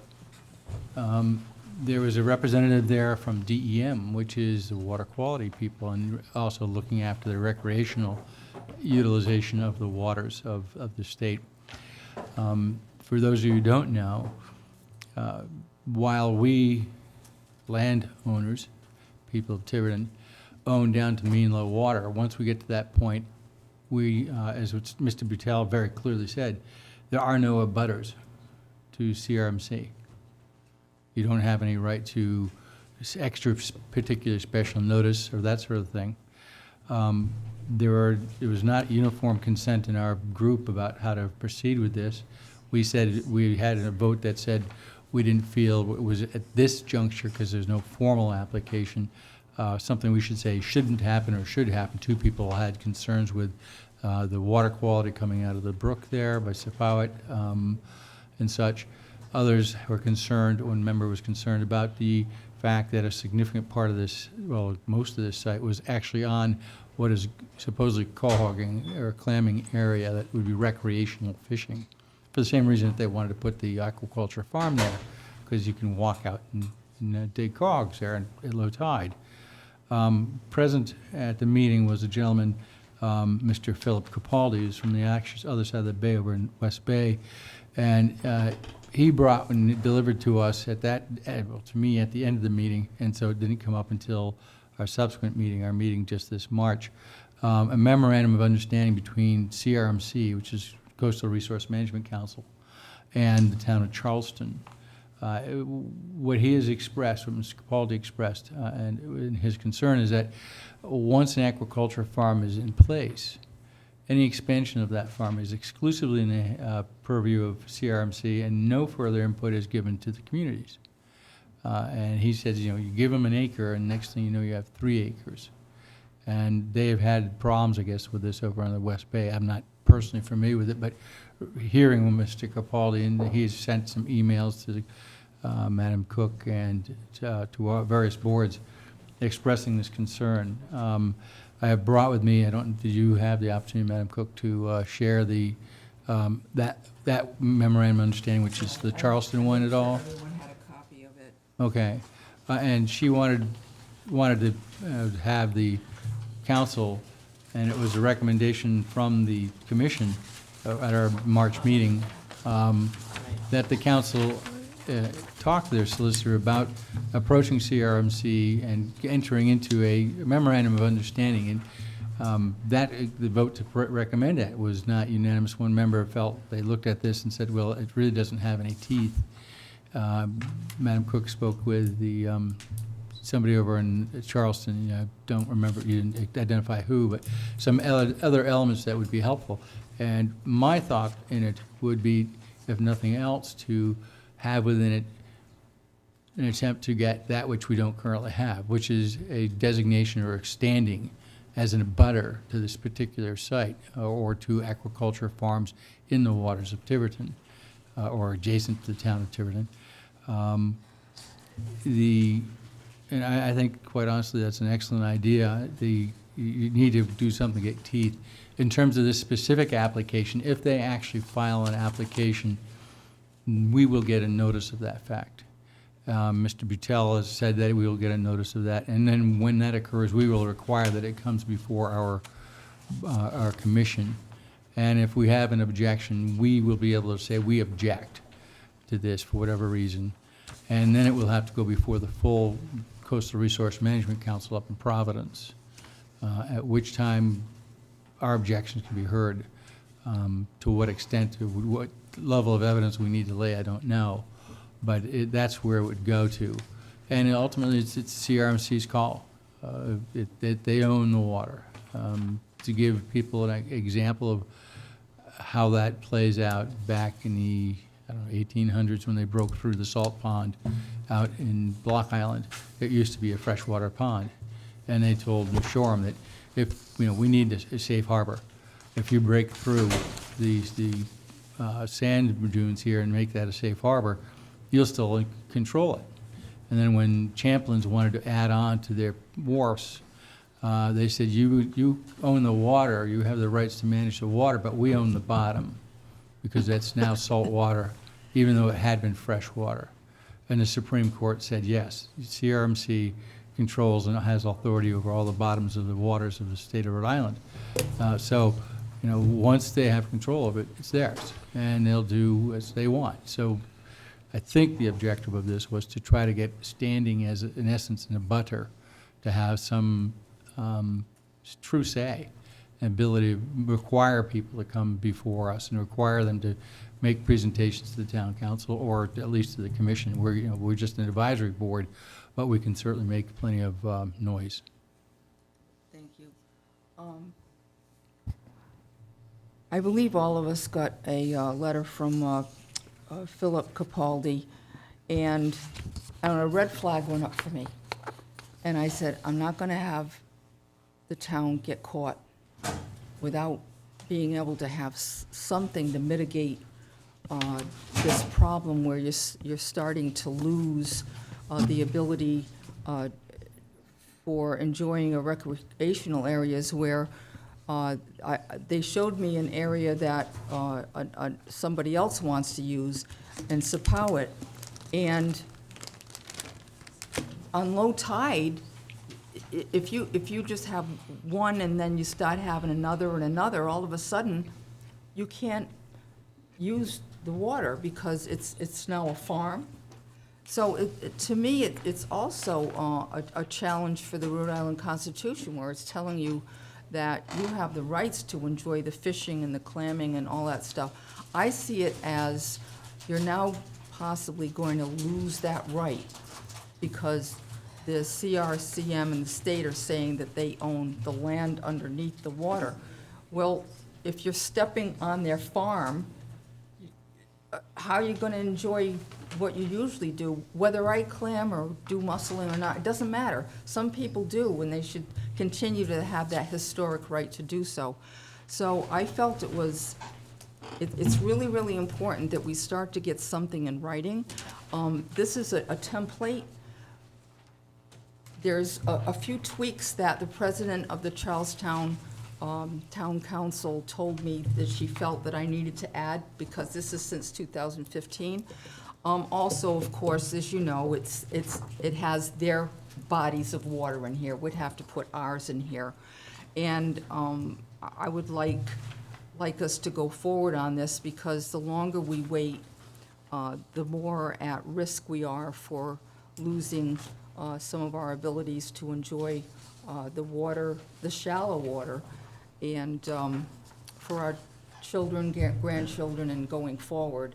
Because I think the leases are almost like 10 or 15 years. They're 15 years. And they're not just, as I understand it, they're nets. I mean, they're Some type of structures. There are different agricultural structures.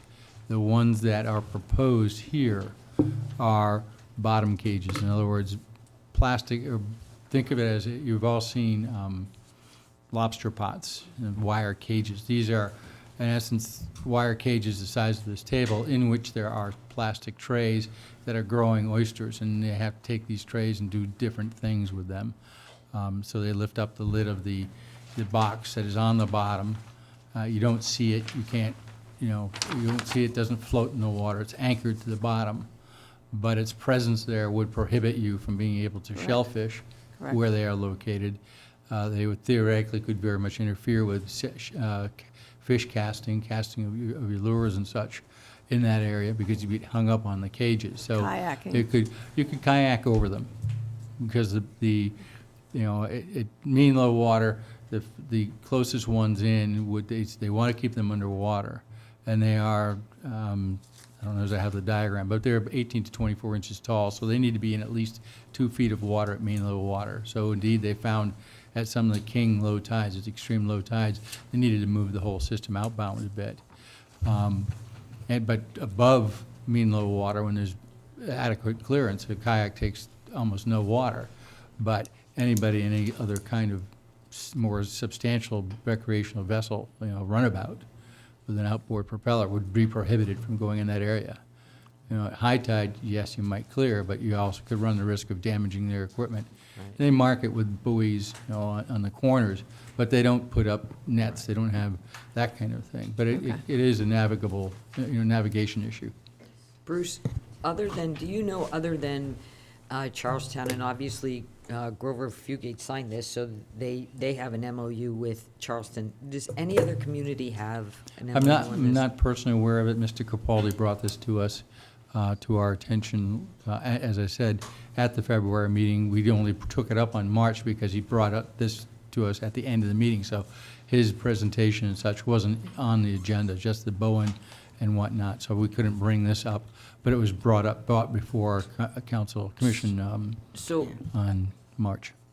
Personally, I think if, Charlestown can come up with an agreement, then Tiverton should certainly try, especially because, we've got 15 miles of coastline, but actually very limited public access on a relative basis. Very rarely. It's very limited. A lot of our coastline is privately owned. So, when you think about the small number of places that people actually can get to the shore and enjoy the shore, there's not that many of them, and there's not The that interesting much. thing about this particular proposal is their access to it is not even off of a town-owned piece of property. No, but it's off of DEM property. It's off of the DEM property, but there is a reality and the legality. The legality is that coastal controls the ability to do this, the authorization to do this. Laws of physics might interfere with the authorization, because there is a very clear stream bed there in the water. They're proposing that they can walk out to it, and the furthest out element is at 4 feet at mean low water. Well, 4 feet is right about chest height. That does not include wave action. Right. And by the way, items are down there 2 feet more. So how are you going to realistically do this? And people were saying, why don't you move it outboard, get a boat, and they didn't want to use a boat because out on the Cape where one of them actually works, they have extreme tides, and they have aquaculture on salt flats that they go out to, and they use trucks and everything else to maintain. That's not the case here, and this is I think a investigation by them as much as anything else. I don't personally see that they realistically could accomplish it, but that's being said, I think it's still a good idea for us to try to get on the radar and try to do something to get more authority or more teeth with CRMC. So, Mike, what do you think the best way for us going forward on this would be? To see if we can get our hands on some other communities and find out? What's the name of the individual who's in charge of aquaculture there? Gentleman David Butel, I can forward you his email if you wish. It's Beutel.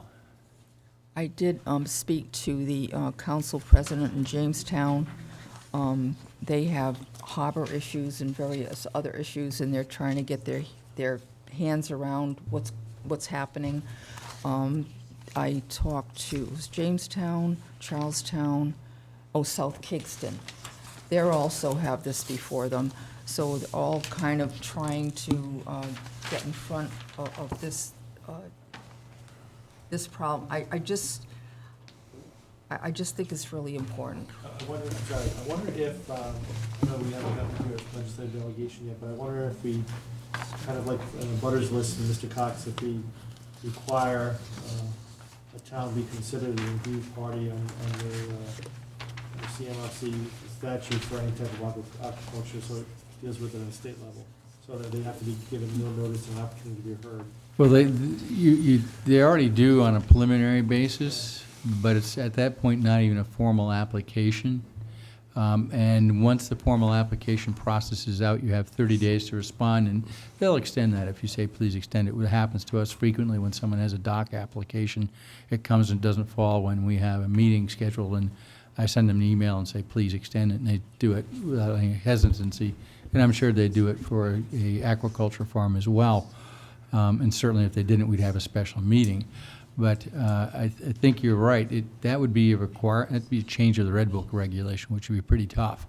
But I think if you got enough of the coastal communities to stand up and say, hey, we want this, you might very well be able to get it. Whether or not it would have any real teeth is an interesting question.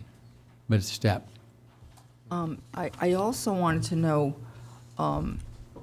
how the exploitation of our free access to shore privileges and fishery rights is being thwarted by somehow the DEM deciding that they own all of the land under the water, and yet it's very clear in the Constitution that we do have rights, and somehow it's kind of being not noticed, or because they want to do something or let someone exploit whatever type of business, or turning into a commercial type business under the water, and then you can't use it anymore. I think it's directly against the Rhode Island Constitution to be doing that, and that we don't have any rights. We do have rights. It's right here. But, Well, I think That's that not For not public here. use.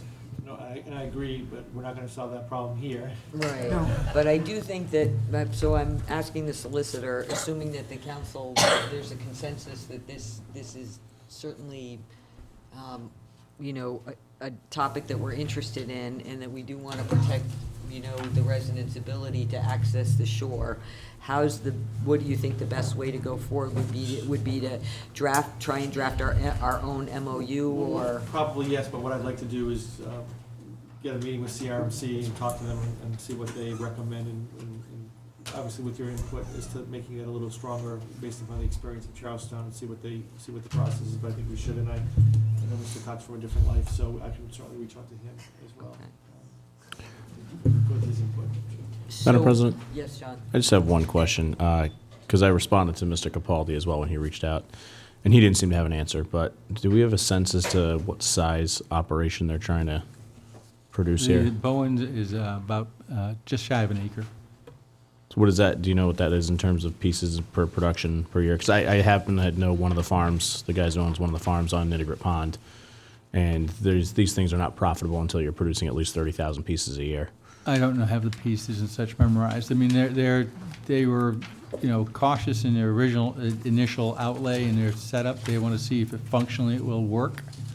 And then they would grow to a level. They know what they need to get to for production capacity to be profitable. And I imagine if they can figure out a way of getting there consistently and managing them, they will grow it. Yeah, and the other piece there is that their point of access is through Rhode Island DEM lands, which are only accessible via a town road, which is probably, if not the worst, one of the worst town roads that's in terms of what shape it's in. And if we start adding in, big tractor trailer trucks going up and down there, it's only going to make the problem worse. So I think that the step is that the solicitor's going to reach out to CRMC and the other parties involved and see about drafting an MOU that, essentially will protect the rights of our citizens to continue to access the coastline. And give us the ability to regulate more than we have with some of these facilities. The dilemma is we have once we get to the coastline, the town's authority stops. Right. Okay. All right. So, did you want anyone to sort of shepherd this along, or? I think we'll let, you and I are it. All right, okay, I just want to, I don't want to take over, I just want to know if that's okay. You got it. It's your idea. It's your idea, you got it. You got it. All right. Okay. Thank you. Thank you, Bruce. Counselor Cook, update status of suburban farm animal issue, John Dugan Road, and consideration of ordinances.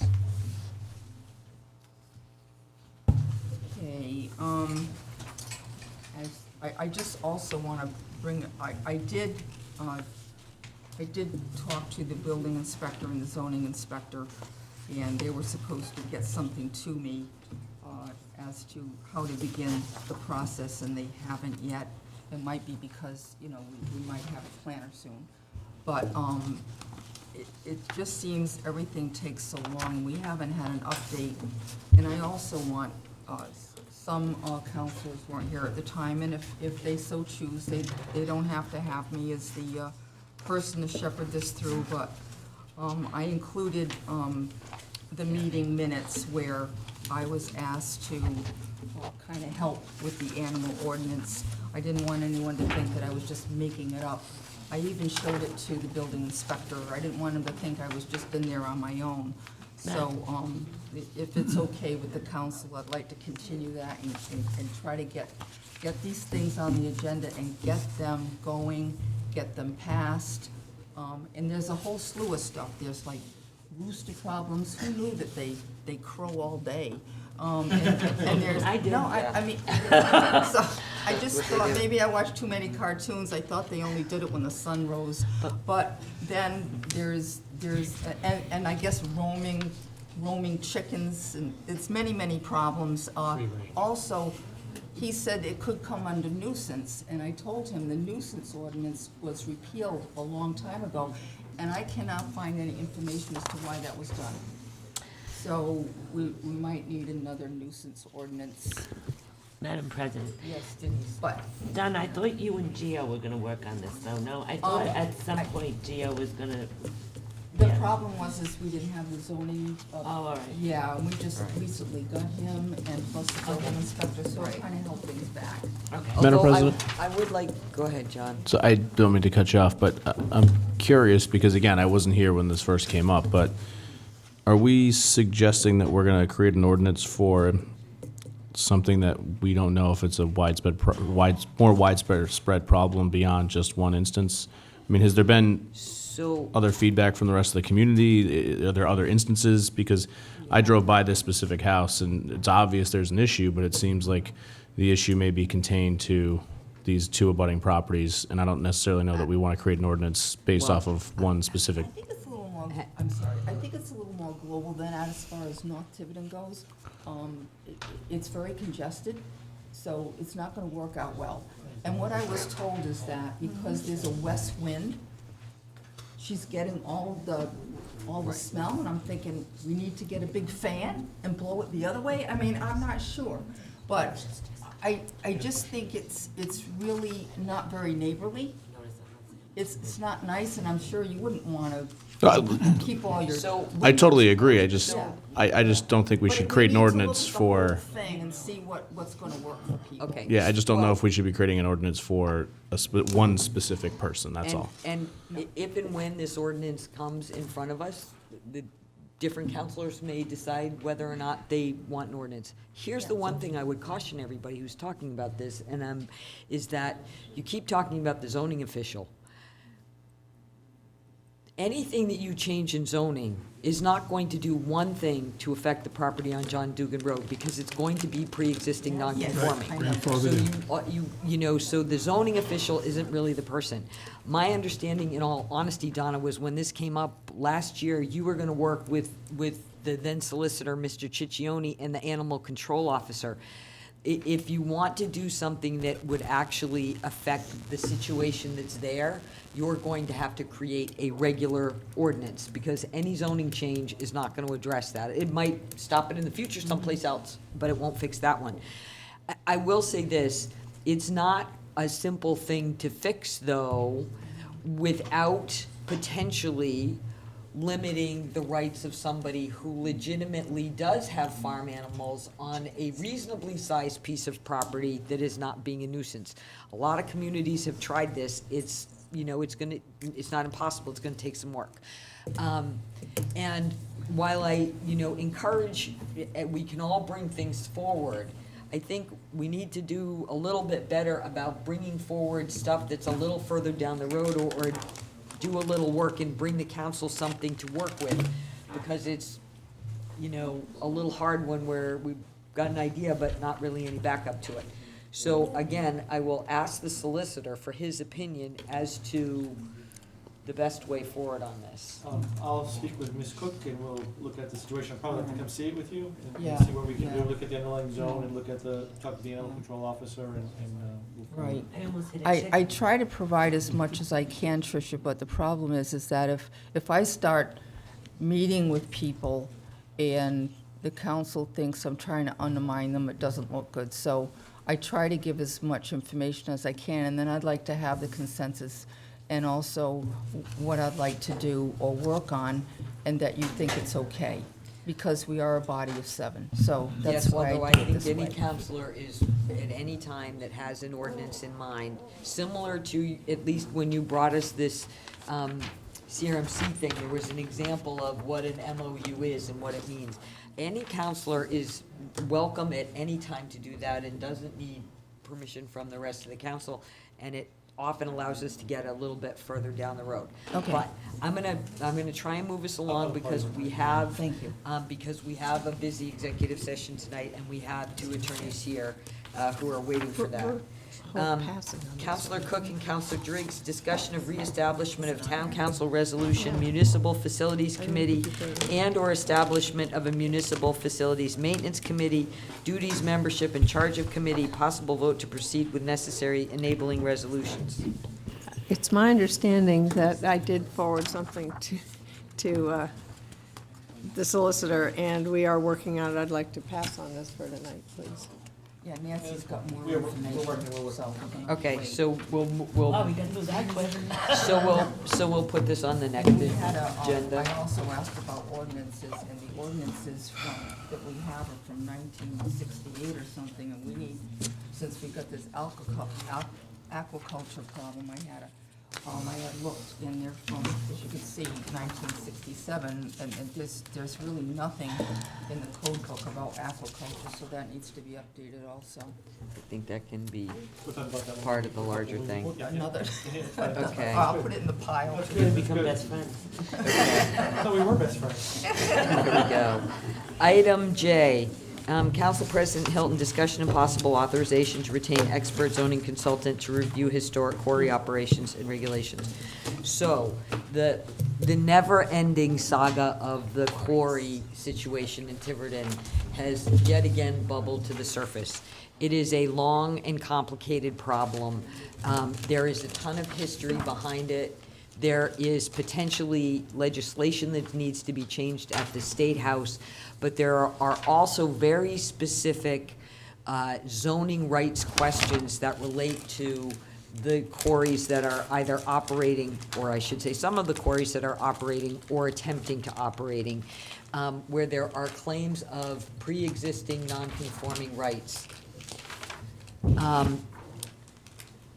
We could ask the solicitor to do this, and he will, from my experience and having seen it before, end up in the abyss of zoning quarrying to the detriment of a whole lot of other things.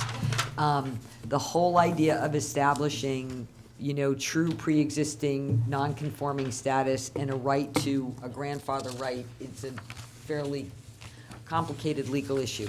There are people in the state, there are consultants that we've used in the past that could get through this stuff in probably, with all due respect to our town solicitor, who doesn't do this, sort of thing every day, much more expeditiously and at a much lower cost to the town. So I am not proposing that we vote to hire somebody tonight. What I'm proposing is that if the council's amenable to that, between now and the next meeting, we reach out to 4 or 5 of these people, get some estimates, and see if we want to engage someone to quickly research the historical status of each one of these and give us a determination as to their legal rights to operate under some sort of grandfathering clause that they have. It's a bit of a mess, but this is the fastest, probably most expeditious way to move forward with this. Madam President? Yes, John. So just to be clear, the request is that we look into how much it would cost for somebody to look at our limited number of operating quarries and determine which ones should still be allowed to operate and which ones should not be. Is that the request? Yes, and that's Okay. pretty much the request. Although it's a little bit more than that, the idea would be to come back to the council with 3 or 4 names and their, and their estimates, to be able to select one of them. The price is not, it's not going to be so expensive that we need to go out to bid. We can do it under the small purchases language. Is there anybody that, already that you interviewed that was, their expertise was land, they just wanted to do land? I remember there was one lawyer that just wanted to work with the planning board. Well, part of the issue here is that we could hire an outside attorney, but if you hire an attorney, you're going to be paying an attorney fee. All right, There are whatever. people who are specialists in this kind of zoning, in this kind of land use, who are not attorneys. They're very good at it, but their fee structure tends to be not quite as steep. What are they called? Zoning consultants, zoning experts. Zoning planning experts, zoning. A lot of them testify in court cases, they're brought in as expert witnesses. We've hired a few of them in the past in land use cases. Yeah, we've had it before. And they can do this stuff pretty quickly and pretty So expeditiously. just so the council, the zoning, whoever this person is, whoever is hired by the town would do the research, the underlying research. They still couldn't make a final determination. Right. That would have to come back to my office. Yeah. And if we have to file suit, that's another story. If we have to, maybe file other different injunctive relief or anything like that. But to get the history of it, based upon the change of the ordinances, the use of it, whether it's abandoned or not, what the standard is for abandonment of a quarry and all that stuff. You have a very unique ordinances here that deal with quarries specifically, and you have a state statute that deals with granite.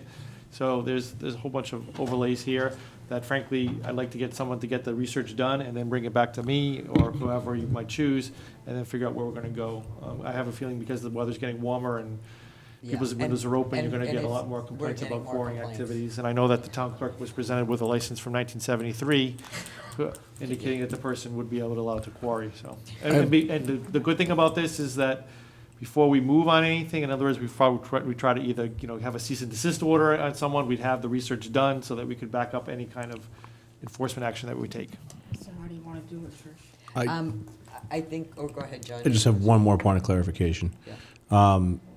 So I know when we hired Attorney Marcello, it was because he was part of a large national firm. Does your firm employ somebody who can do this, that we can pay under the solicitor rate so we don't have to worry about a special purchase agreement coming up with additional money?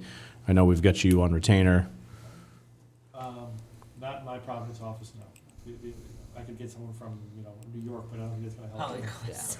I think the other thing, John, the one place that we do have some funds for this is because, although we might have a planner soon, keep our fingers crossed, everybody, because we have funds in the planner salary that we haven't used. I don't think this is gonna be a horribly expensive thing, but obviously we need to know how much it is. That would be a place that we could find funds with it. I'm essentially not necessarily asking for a vote, I'm just suggesting it, and then we'd look to see if we can find some of these people and their rates and put it on the agenda for the next meeting. Excuse me, Councilman Edwards does bring a good idea, though, like, I could certainly do this research for the expert myself, hire the expert with the understanding that the town is going to pay for that expert. So through my law firm, I can certainly do that, would kind of escape this whole extra step if you want. I could get 3 or 4 names for you, give my recommendation, and then authorize the hire. It doesn't make a that way difference. too. I mean, we do, we pay you basically hourly, so it's just billable hours. Oh, it's a flat fee. Or flat fee, whatever it is. We'll, There's 2 before that I can think of. yeah. Well, I There's just 2. If you want to do it that way, then I can move it quicker that way, but it's up to you. I think that's okay with me. In that case, do you need a vote for that then? No. Just Okay. Okay, so we're gonna engage somebody who's gonna get to the bottom of the history of each of these quarry situations and their causes. Okay. It's China. That's what's on the other bottom of side. the quarry. That we're getting to the bottom of the quarry. If someone could forward me the names of people that you've used in the past, I'll be happy to call them and see. Okay. Get an estimate. Yep, absolutely. I won't hire anyone until I let you, council know through communication. Okay. Finally, item K, approval of the agreement between the town of Tiverton and the acting town administrator, Nancy L. Mello. Which she's been doing for a while now with no agreement. Yeah, because she's a good egg. Yeah, she's gonna crack. So there is an agreement, here to compensate Nancy to a total maximum salary of $2,590 for taking on not only her own job, but the job of the interim town administrator. She's cheap. She's cheap. You bargain all day long. Husband told me that too. On the fiscal impact on the back page. I never look at the back. Yeah, no, I didn't find it. Honestly. Madam President? Yes, John. I have one question on the agreement here. What decade is this from? Because I don't think I've heard the term fortnightly since Abraham Lincoln said 70 years ago. It actually comes from being appointed years ago, where I was told you make sure it gets in writing. So, yes, I'm not going to tell Bi-weekly? you I mean- who drafted it. Didn't we do this once? We did this while I was here too. Yes. So my only, there is one little small typo in the term, in the first sentence. It should say not to exceed 35 days, What are you reading? under number 1 term. Oh. And- It's before fortnightly occurs. Not Yeah, to exceed. and not to exceed 35 days. And not exceed, no, it's fine. And not exceed 35 So it's days. missing Same 2? thing. The foregoing. So, do I have a motion? Yeah, I'll make a motion to approve the agreement between the town of Tiverton and acting town administrator Nancy Mello.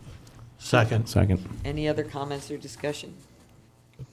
All in favor? And the ayes have it with appreciation for Nancy. Yeah, I think so. Let's see, where are we? Town solicitor, Justin Katz v. Town of Tiverton. Justin Katz response to solicitor, response to Attorney General complaint. Just to update the council, everyone should have received the response to that open meeting complaint. So it's just now in the hands of the Attorney General, hopefully get a decision sometime this year, but they're very behind. Oh, no, thank you. Town clerk, update on voter registration, mail emergency ballots for the presidential preference primary, March 20th, 2020. March This is 29th. just to let everyone know that the last day to register to vote in the presidential preference primary is March 29th. We will have registration on that day at the police station. It's a weekend. And that is also the last day to disaffiliate from a party. Remember, it's partisan, so you have to take Democrat or. April 7th is the last day to apply for a mail ballot. I just received today an email from the Board of Election. They've already received 770, in that area, mail ballots already for the presidential preference primary. So they are encouraging people to vote by mail ballot, especially with the virus situation the way it is now. And then we will go into emergency mail ballots on April 8th through the 27th. And of course, the presidential preference primary is going to be held on April 28th. This information will be up on the town's website, and we are continually putting advertisements in the paper as we're required to keep the residents informed. And the last item in open session is under my name, although I'm not sure why, but that's okay, which is the Council Hilton 2020 full revaluation update. And there is a short note from Tax Assessor Dave Robert here, so I'll just read it briefly. I think it's an update for the general public. The 2020 full revaluation is still in the data collection phase. All properties south of Booger Marsh Road have been visited, and the field data collectors are now working north of Booger Marsh Road. Data collection is expected to continue into spring, with all properties being visited by the end of May. Residents who are not at home with the data collector visits will be left a small note stating that the collector was there and to contact them for an interior inspection. A full inspection assists in providing the resident with a proper estimate of fair market value. Residents are reminded that all data collectors are registered with the Tiverton Police Department and are always wearing either a red jacket, vest, or shirt. They all carry proper identification from Northeast Revaluation Company. Residents should call the tax assessor's office with any questions they may have regarding the revaluation. Preliminary estimates will be mailed to residents next March, as in 2021. That is the update. Madam President, he wanted that read for the public's, because we're getting a lot of complaints. People get a little nervous with About strange them people. going in the yards, and also, he's going to try to keep, he does put it on the website, but he's going to try to keep us updated on what areas they're in. Now, they were at my house today and I wasn't home, so they left a card. So am I supposed to call them? Yes, please call them. All right, because I saw the card, I didn't know if they'd come back. Oh, sorry. I didn't call. Denise, it's better to let them in than let their imagination run wild. That completes our open session. Do I have a motion to go into executive session? I'd like to make a motion to go into executive session. A, Town Solicitor 4246582, litigation, Faulkner v. Tiverton. B, Town Solicitor 4246582. We got a one by one. Oh, I'm sorry. Go. Second. Do them all together? We Okay, used go to. ahead. Town Solicitor 4246582, litigation, State v. Monroe, case number 21-2018-02381, and case number N2-2020-0018. Make a motion to go into executive session for C. You're the next page. Yeah, I know. Council President Hilton, Rhode Island General Law 4246581, 4246582. Discussion of A1. A1, discussion of job performance, character, or physical or mental health of a person or persons, provided that such person or persons affected may require that discussion be held in open session. Town Administrator Reitzma given notice. It just goes on and on. D, Council Cook, Rhode Island General Law 4246584, any investigation proceedings regarding allegations of misconduct, either civil or criminal, Department of Public Works. Second, yes. Yes. Yes. Yes. Yes. Yes. Yes.